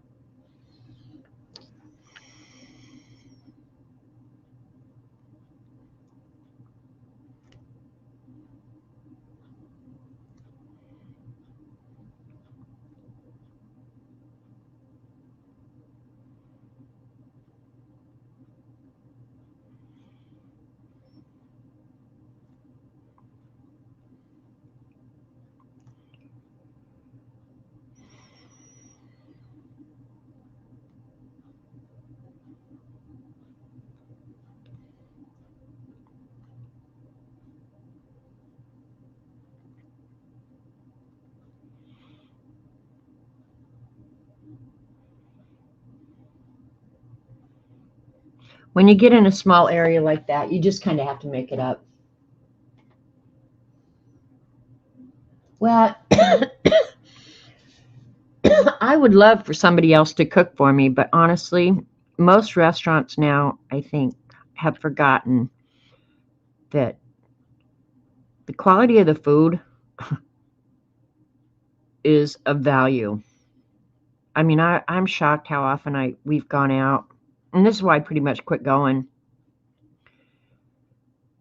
And I don't know if it was the cook or the wait staff or whatever, but your food would come and it felt like it'd been sitting. It's not hot. You know, at home, I know my food is hot, like right now, ready to eat. And I hate cold food, especially when I'm paying what I consider to be exorbitant prices. So, yeah, honestly, I can make stuff better usually at home. Now, the one thing I can't make at home, and it's not my favorite food, but is Chinese. You got to go out for Chinese food. You cannot make it at home as good as the Chinese people can. I'm just saying.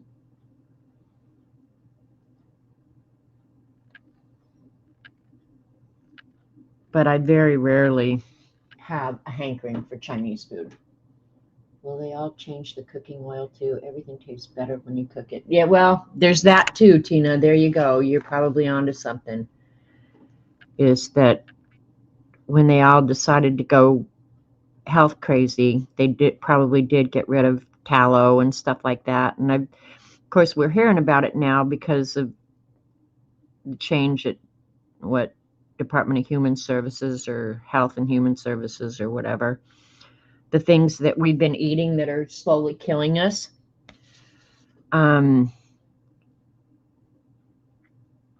Yeah. There's a steak and shake or a steak and ale or steak and shake, I guess it is, up by Sam's Club, and they've started doing their fries the way they used to be done. And I've been thinking I need to go in there and try that and see if I notice a huge difference. I probably would. Like Chick-fil-A, those chicken nuggets and sandwiches were amazing. Now, not so much. You really think so, Tina? I don't get a chance to go there often, so yeah. I know Dee Dee loves it. And the few times I've been there, I loved it. But yeah, I don't get to go there often.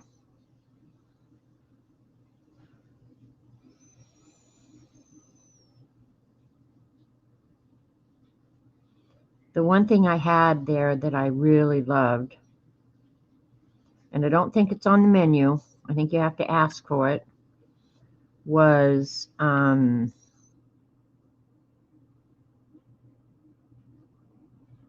lemonade milkshake. Oh, that bad boy. I'm making you guys hungry, huh? That thing was delicious. Five Guys? I don't even know if there is Five Guys anywhere remotely close to me. And out here by me, there's small, privately owned restaurants. You know, there's none of that stuff. So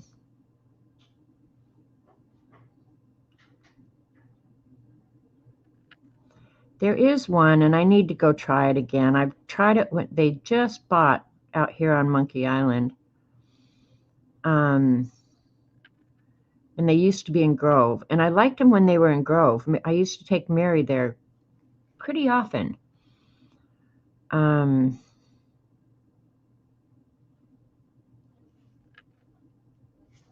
But I haven't been since they opened.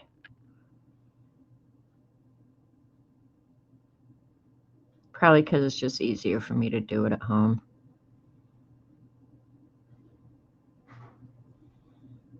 But you think Chick-fil-A isn't as good as it used to be? That's weird to hear because most people rave about it.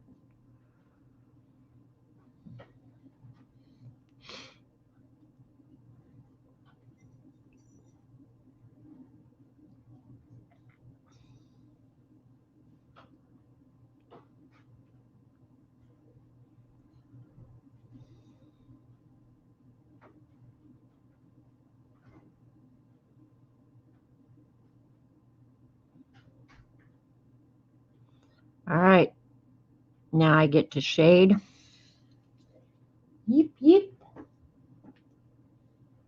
Chick-fil-A is still good. Used to be great. I've probably eaten it twice.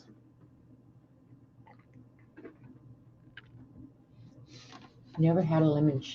Well, go, Tina. Next time you go to Chick-fil-A, I'm going to use 12 this time, just because I can. It won't be on the menu, but ask them if they'll make it for you.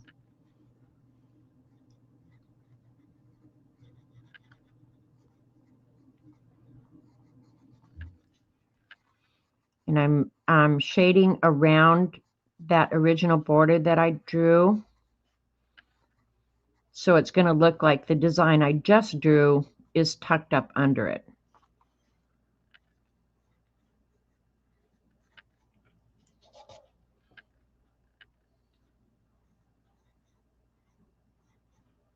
I'm pressing kind of hard, not really. I'm definitely trying to make sure that I'm getting some graphite down there so I can smear it.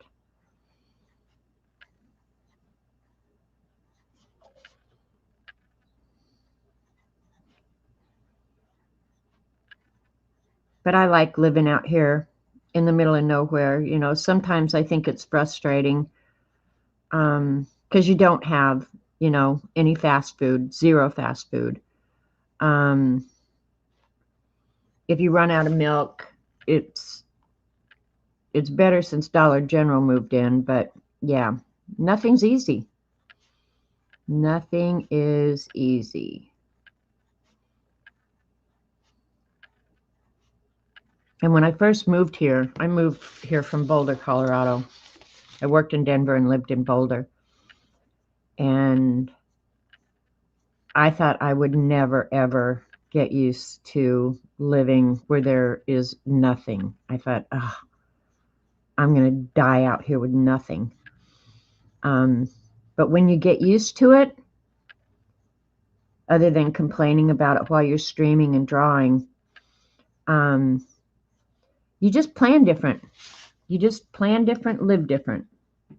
Because in Boulder, I had a grocery store about a mile from my house. So running out of something was no big deal. You could send one of the kids down and get it really quick. Yeah, here, not the case.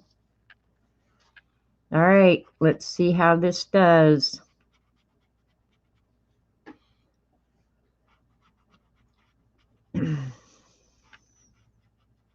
Maybe I want the bigger tortillon. Yeah, I do.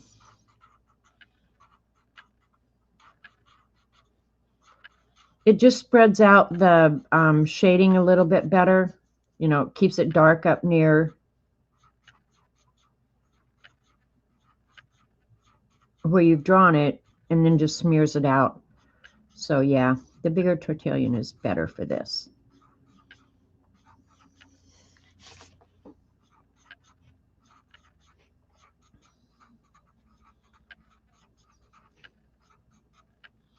And then I will go back when I'm done here and with an eraser, and where I've smudged it up onto the leaves or something, I'll go ahead and erase that off.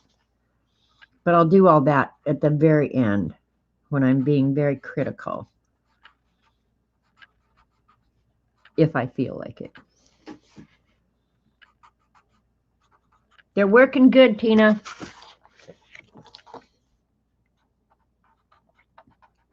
Now I'm going to want to start drawing in graphite more. Actually, drawing in graphite is one of my favorite things to do. I'd rather draw in graphite than in color. But now we have all these so cool products, you know, alcohol markers, pens, everything. Yeah. It's hard to make your... Sorry, cat. We have similar looking hands. Are they small? I am, Tina. And then the other thing I would, and I'll use 14 for this. Now, there's no rhyme or reason why I'm using either 12 or 14 or whatever. But anywhere your lines meet, like in here,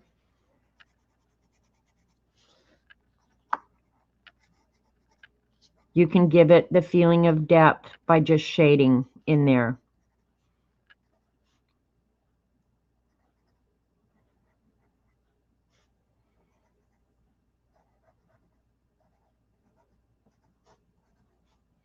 You don't have to be real careful or precious. You'll see here in a minute.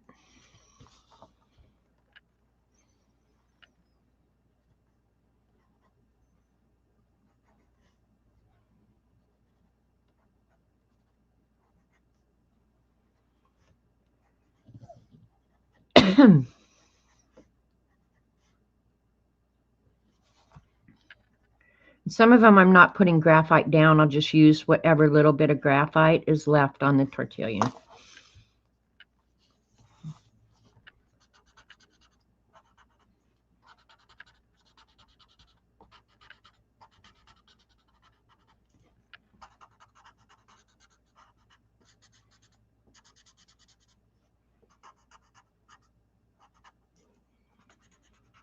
Anywhere a line meets is a great place for a shadow. So if you're not sure about it, if there's a line meeting, potential shading.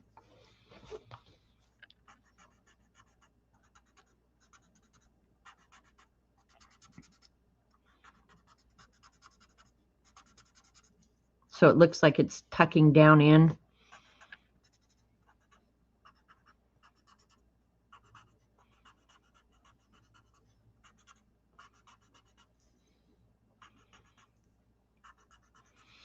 And I think there is no sheen on these, which that's what's awesome, because when the graphite reflects the light, you don't get the same effect of the shading, you know? So that's awesome.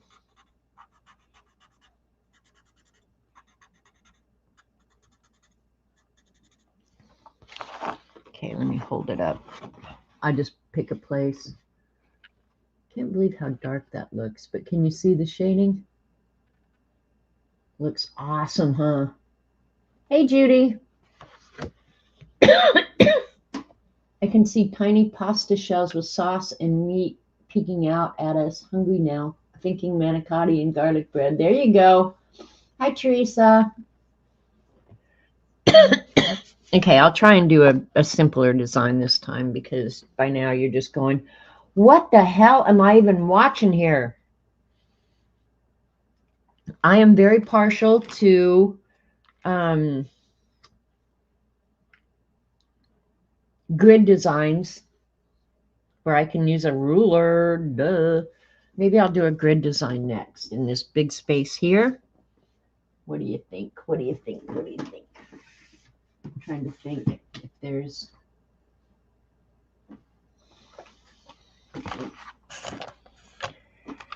Was it the beginning section is a grid pattern one? But I want one, okay, because this one is so heavy.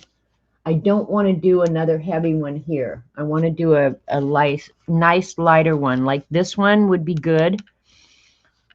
And I don't think I want to do the repetitive lines. So that one would be fun. Let's do that one. All right, let's test ourselves and see if I have a flourish card. FLOU. Okay, there's the instructions how to draw it. So if you want to copy that,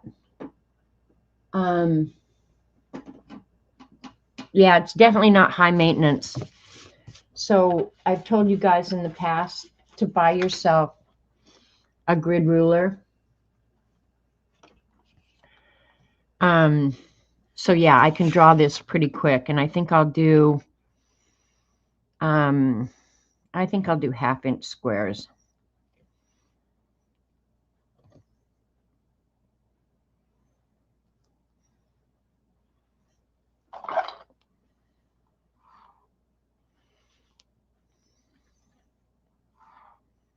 They don't have to be absolutely perfect.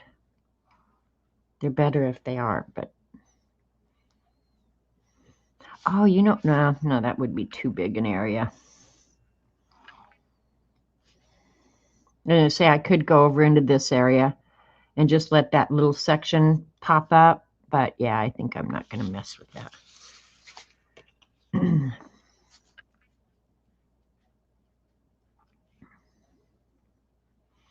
And I'm using the edge of the sheet for my first line, and then the grid on the ruler for everything else. And it's not going to be perfect, but it's going to be close enough for government work, you know? And I hope this design I picked isn't too light, but we'll find out.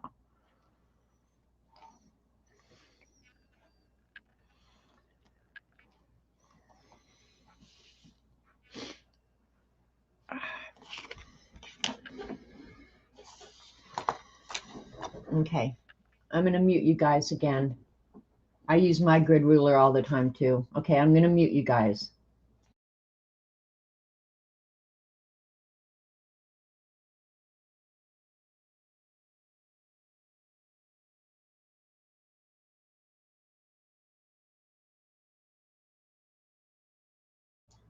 All right.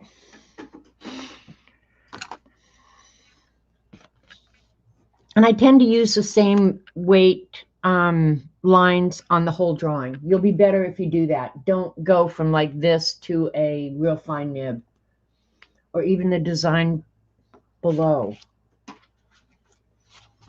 Oh, you're talking about this one?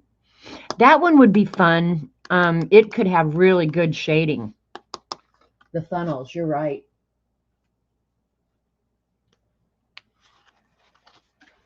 Some of them are more conducive, I think, to... Yeah, these are going to be pretty big. That's okay.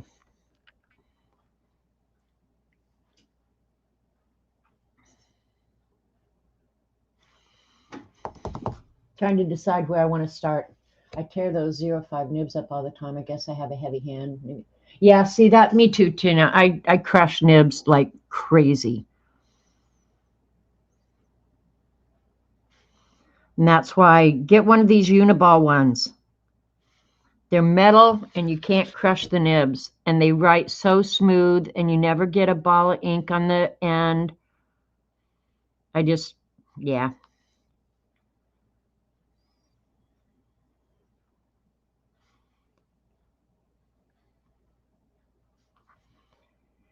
No downside. And permanent ink. So there you go. And I don't know if these come in other size nibs. I really don't. I don't know that I've ever looked. My guess is they probably do not. Okay. I'm going to go ahead and finish this one right now, so I keep them.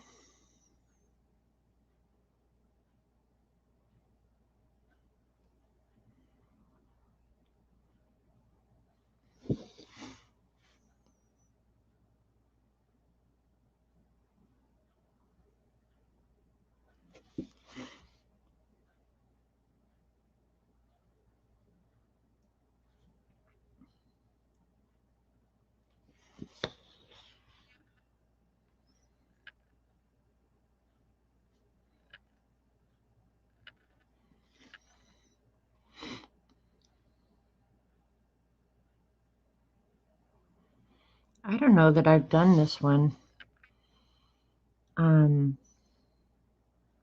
a big area. We'll see how it looks.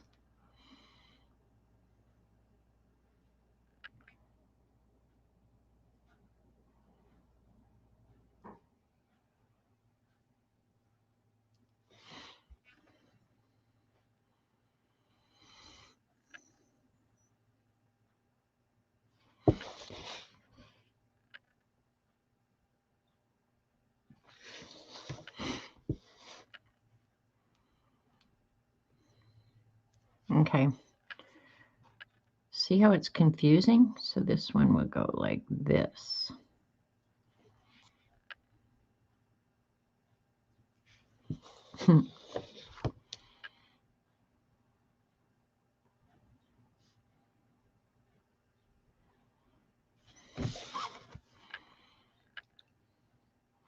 This one I might shade a little differently.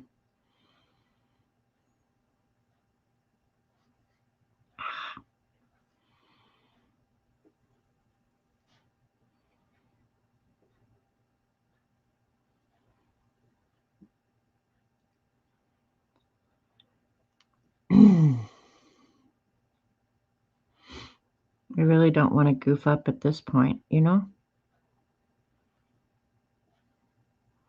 Now, if I did, this is how I would fix it. I would cut a piece of paper and just slap it on top and redraw it. Just saying.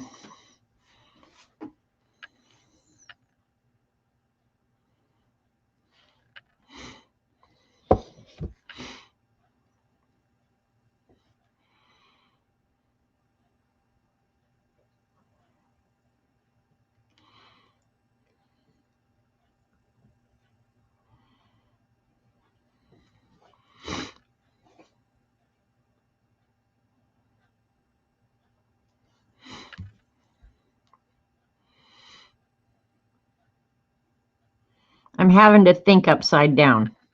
That is really hard for a girl. Just saying.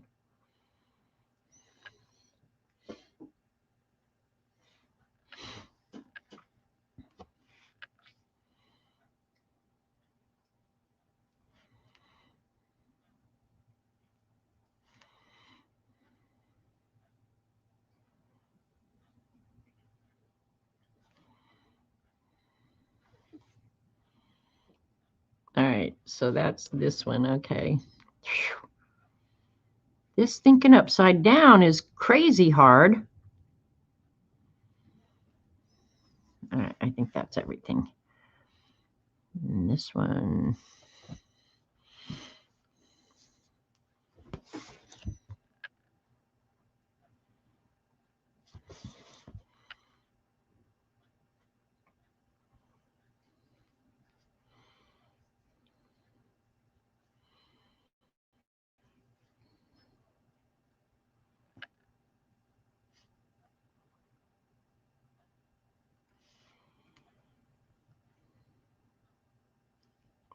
Is that going to be right? I might have just goofed up. Okay, because that would have gone that way. Yep.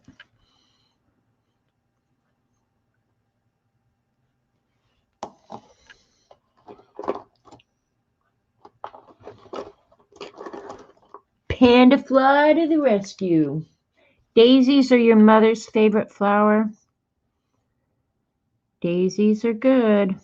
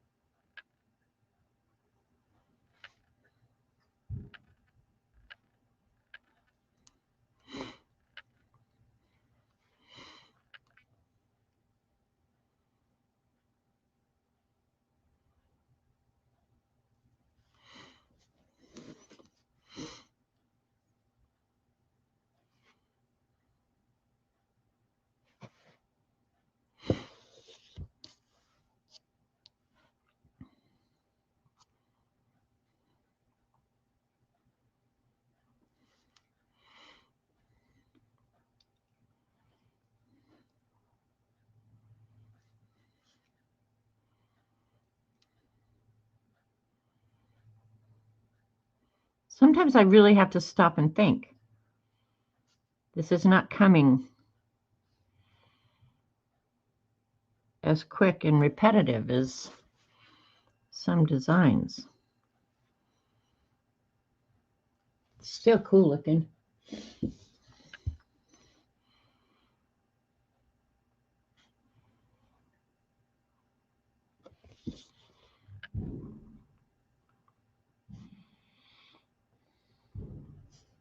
Something's banging outside.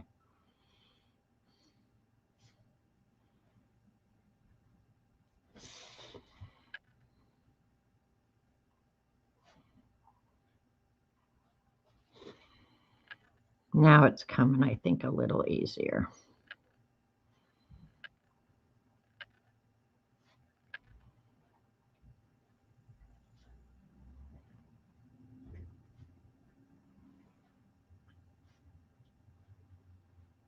And that's supposed to be part of the Zen, you know, where when the pattern hits your brain, it just goes.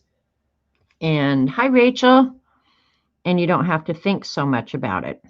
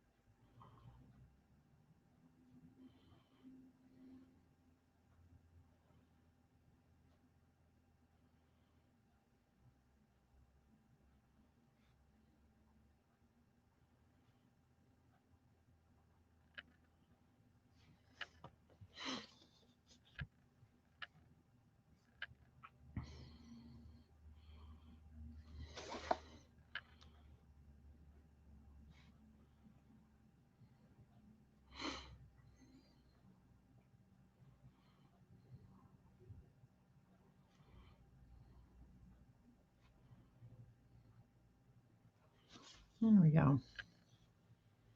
Now I don't know if I want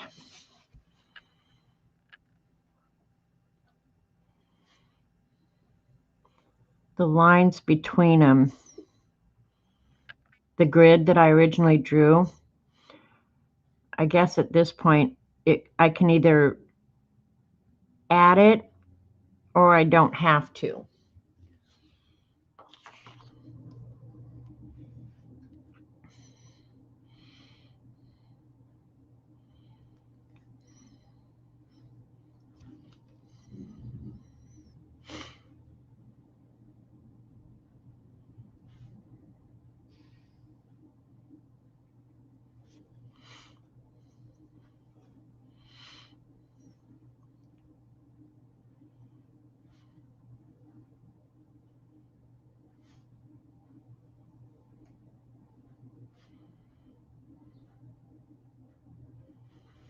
I'm thinking I might leave it off.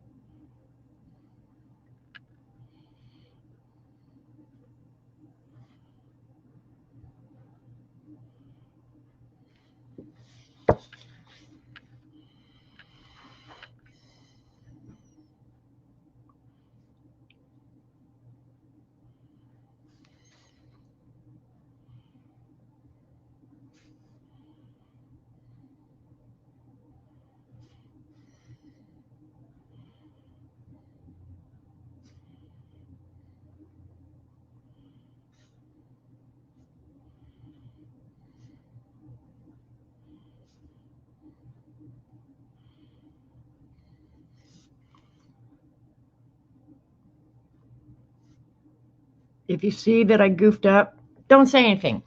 Okay? Okay.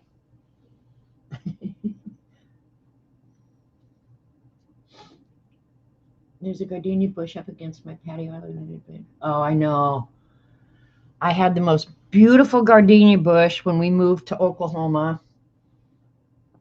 And the flowers, I mean, they would just get so big. And I don't know if the heat in Oklahoma, I don't know what it was. But when we moved down here, that gardenia bush, it didn't last one season. I swear to God, it was so horrible. Now I'm trying to decide. I don't think I want the grid behind. I'm just going to leave it like that. So I'm going to go ahead and erase my grid. And this is where your pen can make all the difference. Oh, I want that line. I don't want the other line.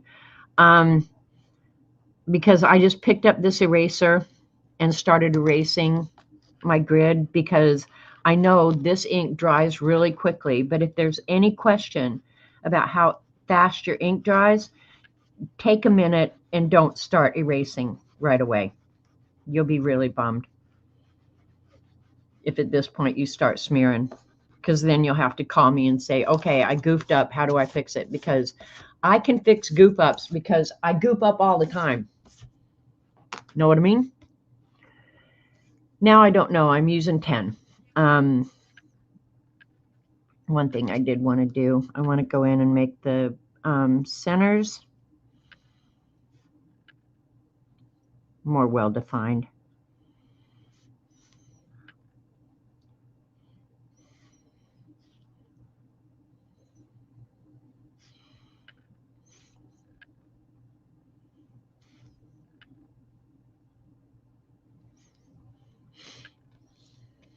I That's all of them.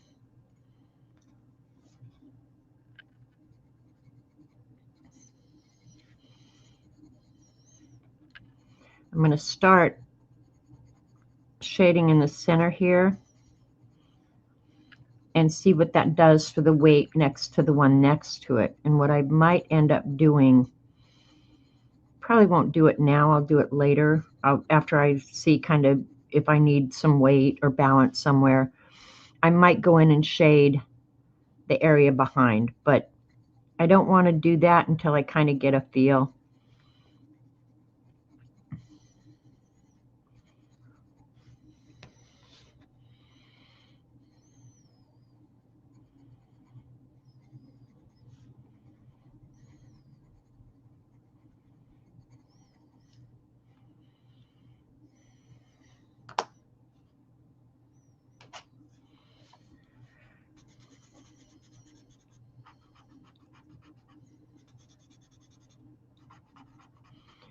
And if after, say I have gone ahead and shaded this and then I decide, oh, it's too heavy or I don't like it, I probably wouldn't go back in with an eraser at this point. I would go in with a kneaded eraser and try and pick some of it up if I think it's too dark. And is anybody not familiar with a kneaded eraser? I'll show you what it is, but it's for picking up graphite, especially like something like this where I've smeared it already. I could go in and pick up in a small area. I'll show it to you real quick.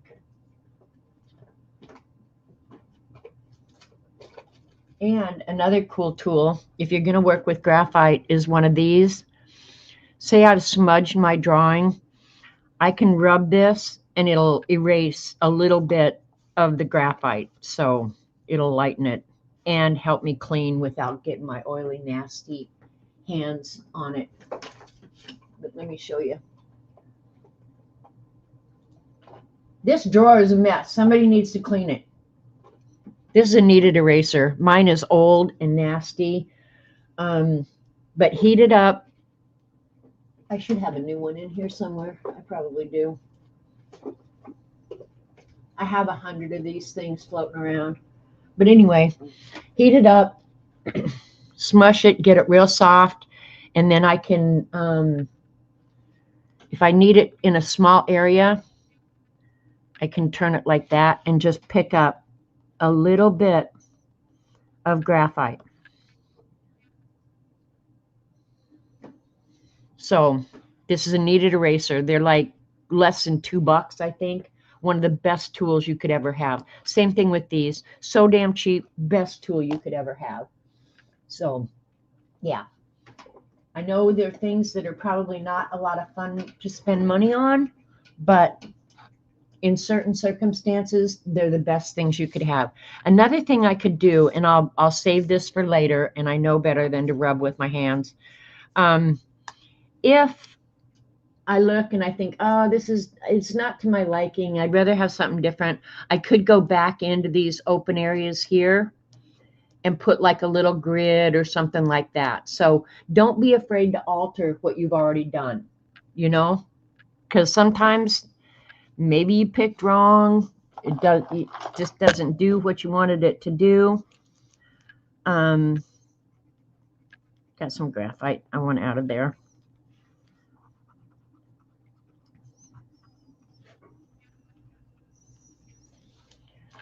Okay, and what I'm going to do here, where they meet, and it might look a little weird, I'll take my pencil, go ahead and define that boundary.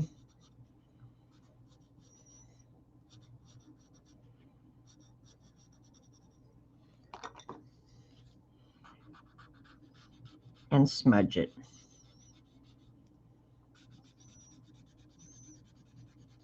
Now I could do that with the ink pen too, just draw the line so you know that there's a boundary there. I'm not going to. I'll just use this.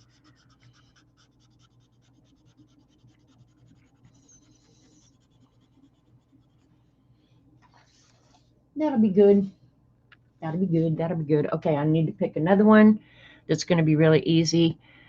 I know what I want to do. Well, do I want to do that? I've got a shape here. It's kind of like a sideways eye, like this.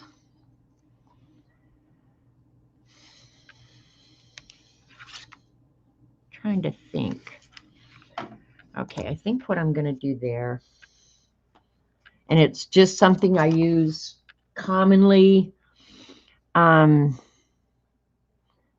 necessarily the best for shading, but for a small area, you can make it as heavy or as light as you want.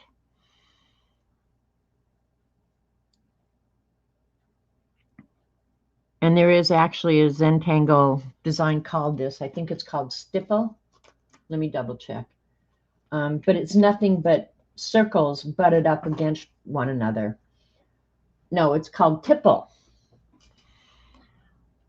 But depending on how big I make my circles, it can be as heavy if I make a bunch of real small ones. It can be a heavy pattern, or if I make them bigger, it becomes less heavy. So you can kind of separate your areas that way.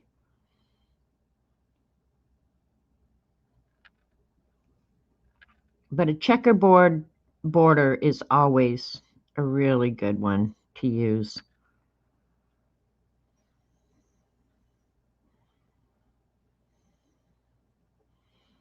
And I'm trying to do this one so that it's kind of a medium weight, because this is real heavy. This is real light. So I'm going to try and do something kind of in between and keep that weight balance as best I can.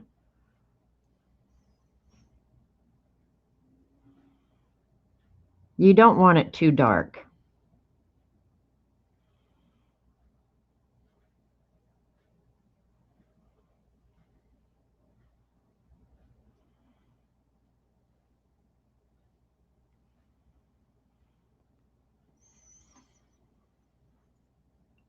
If I wanted it darker, I would draw these, I would go in and color those little shapes in there, and then that would really make it a lot heavier. I'm not going to do that. I don't want it heavy. And your circles don't have to be perfect.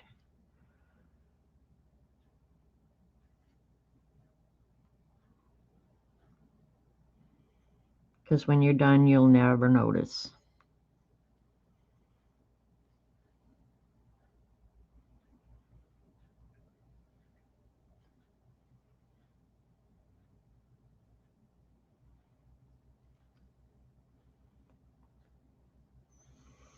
So I'm obviously not going to get this done today because I'm slow as hell. But I will go ahead and work on it this week. I don't have much going on this week, honestly. I'm mostly going to probably be snuggling on Jimmy because he is a people cat. And I told Robert this morning, and we should have some nice weather this week. We are going to go out and straighten that garage up. I have had enough of it. You have some Zentangle books because you wanted to learn how to know I can barely draw a straight line. See, that's the thing.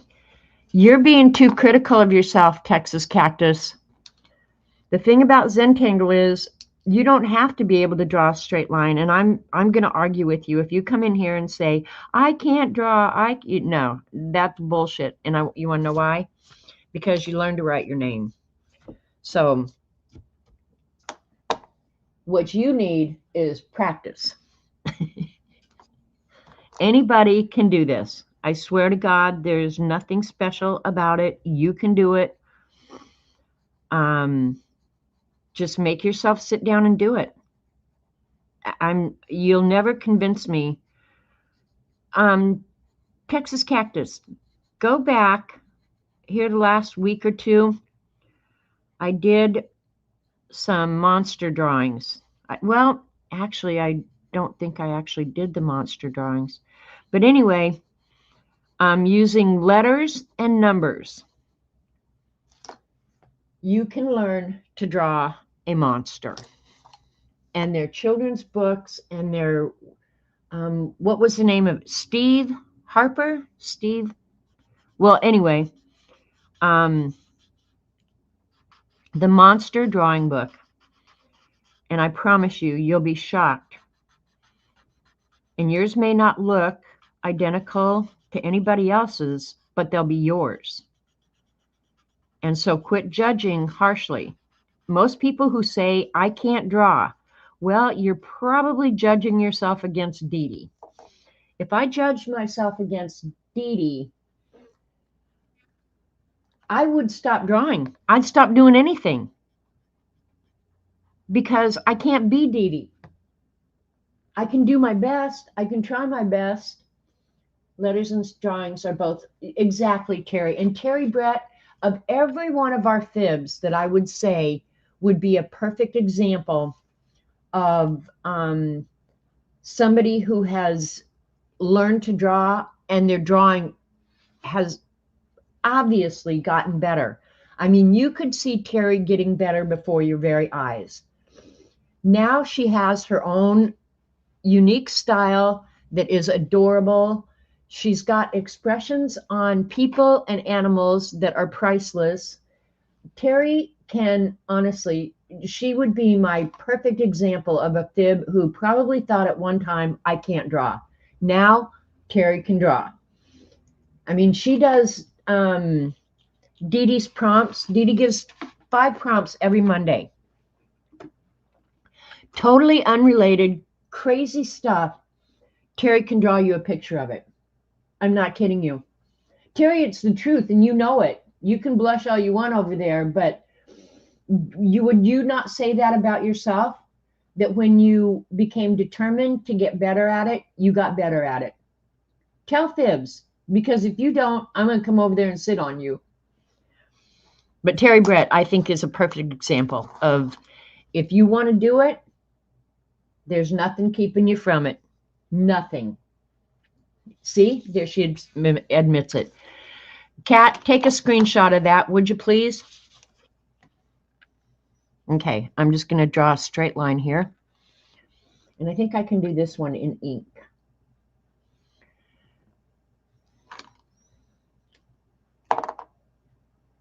You know what? I'm not going to draw a straight line. Nope, I'm not. I'll do a curvy line, and it'll be okay. I am a straight line freak. I love me a ruler more than I love anything.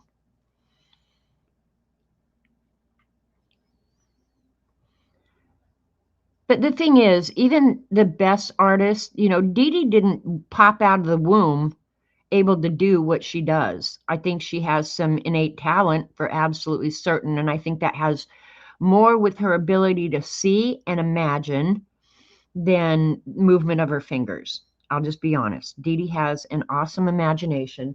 And probably Dee Dee has never, ever said to herself, I can't do that about anything, would be my guess.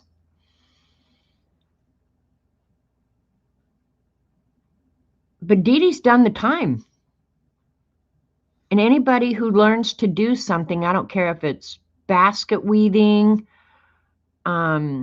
whatever, carpentry, you name it, somebody got good at doing that just by doing it. Nobody learned how to make a cabinet out of the womb. They had some training and they had some practice and they had somebody telling them, that's good, that's crap. So, you know, give yourself some grace. You're not going to be perfect going in, but if you're good enough for you, then nobody else can say anything. I think Louis Rossignol, I think, is another good example of it. Now, he is a famous, and people would call him an artist. Look him up on Instagram. If I used, okay, let's say I'm going to judge Dee Dee's drawing. And if I applied those same standards to Louis Rosignol's drawings, you would say he is inept. He should just throw away his pencils and quit drawing. Well, he's become quite famous. And there's something very appealing about his art. So, yeah, you're not going to be the best at everything. Be good enough for you. And the thing is, none of us are going to make a living doing art at this point in our lives. So you're doing it only for enjoyment. And I think we all want to be good at it, and we want to get better at it, and we want people to see it and appreciate it. But honestly, I do this for enjoyment. I don't do it for money. I don't do it for praise. I do it because I like hanging out with you guys, because you kind of rock. And some of you really just, I'm just going to say, some of you really suck. Not really. But figure out why you're doing what you're doing. You obviously get some joy out of it. Belinda, that last drawing that you did, I don't know if you put it out on Instagram or if you just sent it to me, but, and I won't show it unless you want me to, but that last drawing you did was awesome. And it was very unique. I mean, so yeah, you should be showing that stuff off. That's what I think. But you probably won't, because you're a pain in the butt too, as is everybody.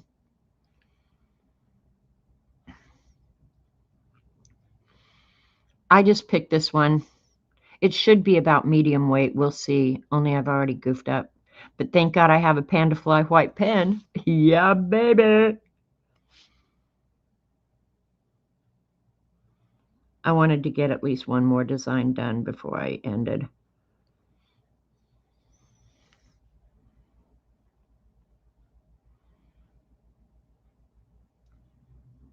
Okay, this design absolutely anybody can do.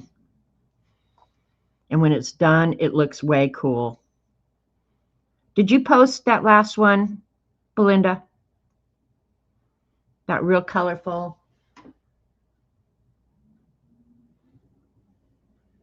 Yeah, there are some awesome people, Ellen, in this group. You know, and the thing is, people come, people go. You know, and I'm quite frankly not going to be everybody's cup of tea, because I'm a little harsh and brash and I don't really care. But yeah, you'll meet some good people here, and I think we're all going to be really helpful. Because one thing I believe is, how could I judge your art? Because you didn't do it like I would do it? I love Dee Dee's art. I couldn't collage if I had to. To save my own life, I couldn't.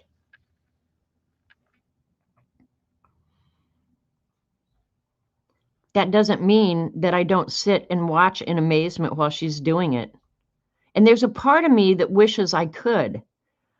But the thing is, I know me well enough to know that just having the collage materials, all that stuff that isn't organized, would make me an absolute nervous freaking wreck. So, hey, Keeks. Thank you. But I truly appreciate it, and I don't judge it at all. Well, Dee Dee makes everything look so damn easy, like she's a freaking magician.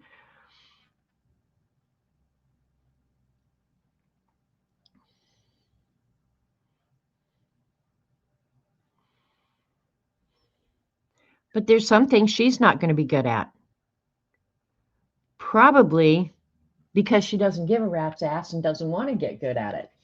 But I think any of us could get good at anything we put our minds to. You've just got to be determined that it's really something you want to do.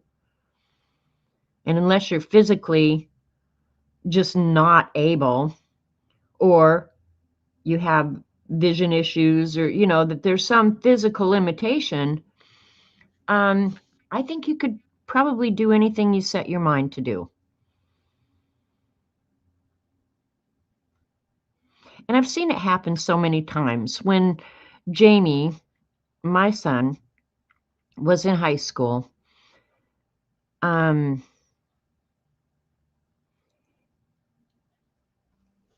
he bought himself a Volkswagen. It was a really cool little blue, old, superbug like Volkswagen. And he had never worked on a car in his life. But he wanted to fix that Volkswagen up. And he would read, he would go to auto places and ask questions. And before long, he had that bug so tricked out. And he'd never worked on a car in his life. So if Jamie can work on a car and fix a bug, you can draw a monster or a Zentangle. You just got to decide it's something you want to do.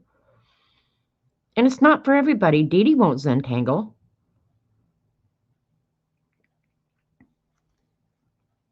And I wouldn't ask her to, you know? We all get to do what we love. So find what you love and do it.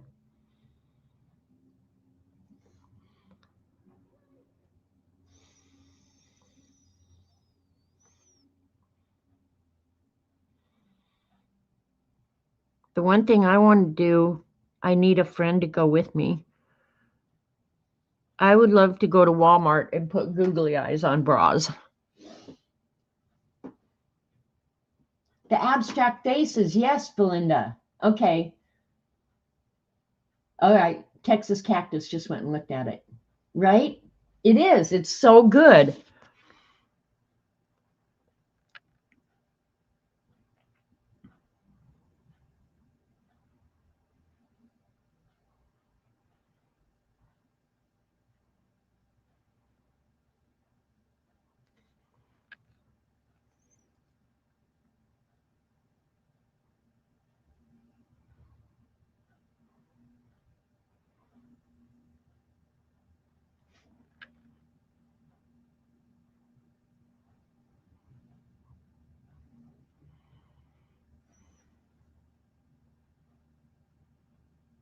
But like, I just had a brain fart. I couldn't think what my next move was. Like, what the hell? Goofball. Now I get to use my cool pencils.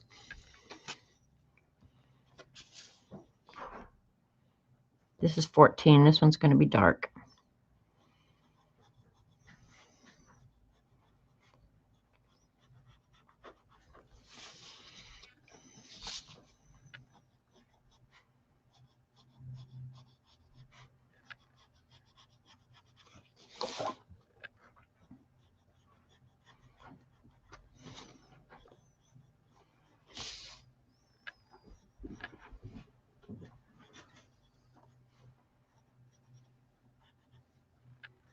Oops, I need to draw a line in there.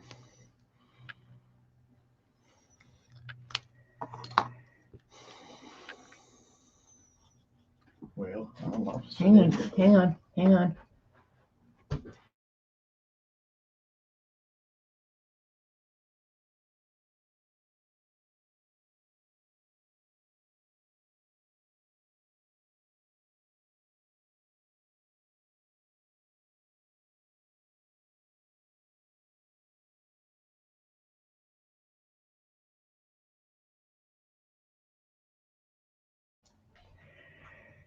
Okay, Robert's wanting me for something, so this will be my last one.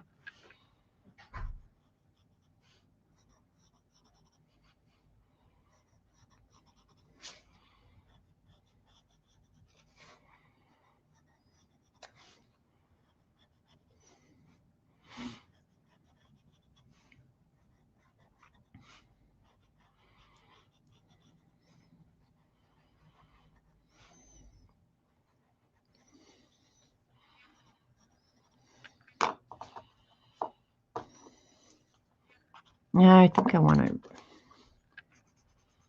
I use a smaller one because I want to isolate it. I don't want it running over. I mean, I can always erase it, but.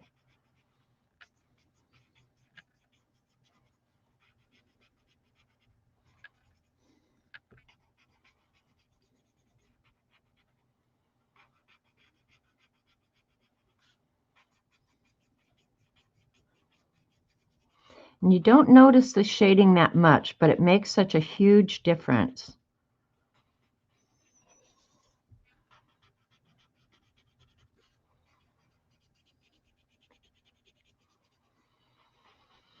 I think I like the thick one. I'd rather come back and erase.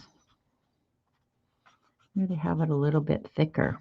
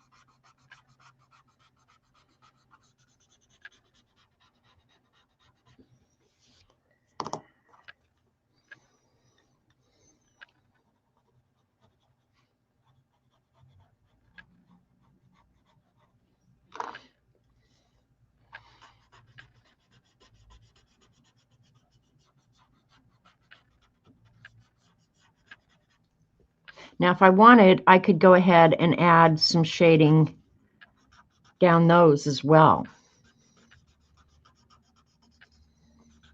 I'll just use what's left on the cotillion. If I don't like it, I go back and erase it.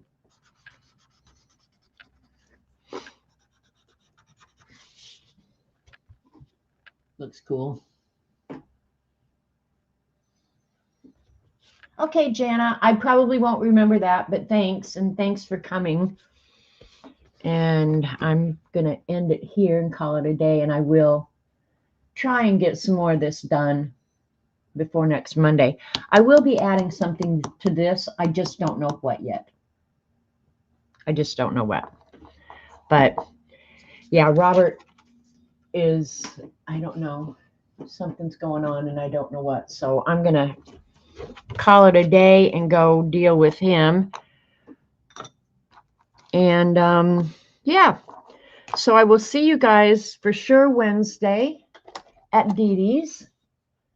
Go out into the world, be kind, try not to kill anybody, best of your ability. Try something different. And yeah, I know your time is valuable, so I truly appreciate you spending some of it with me. And love you guys. See you later. Bye now.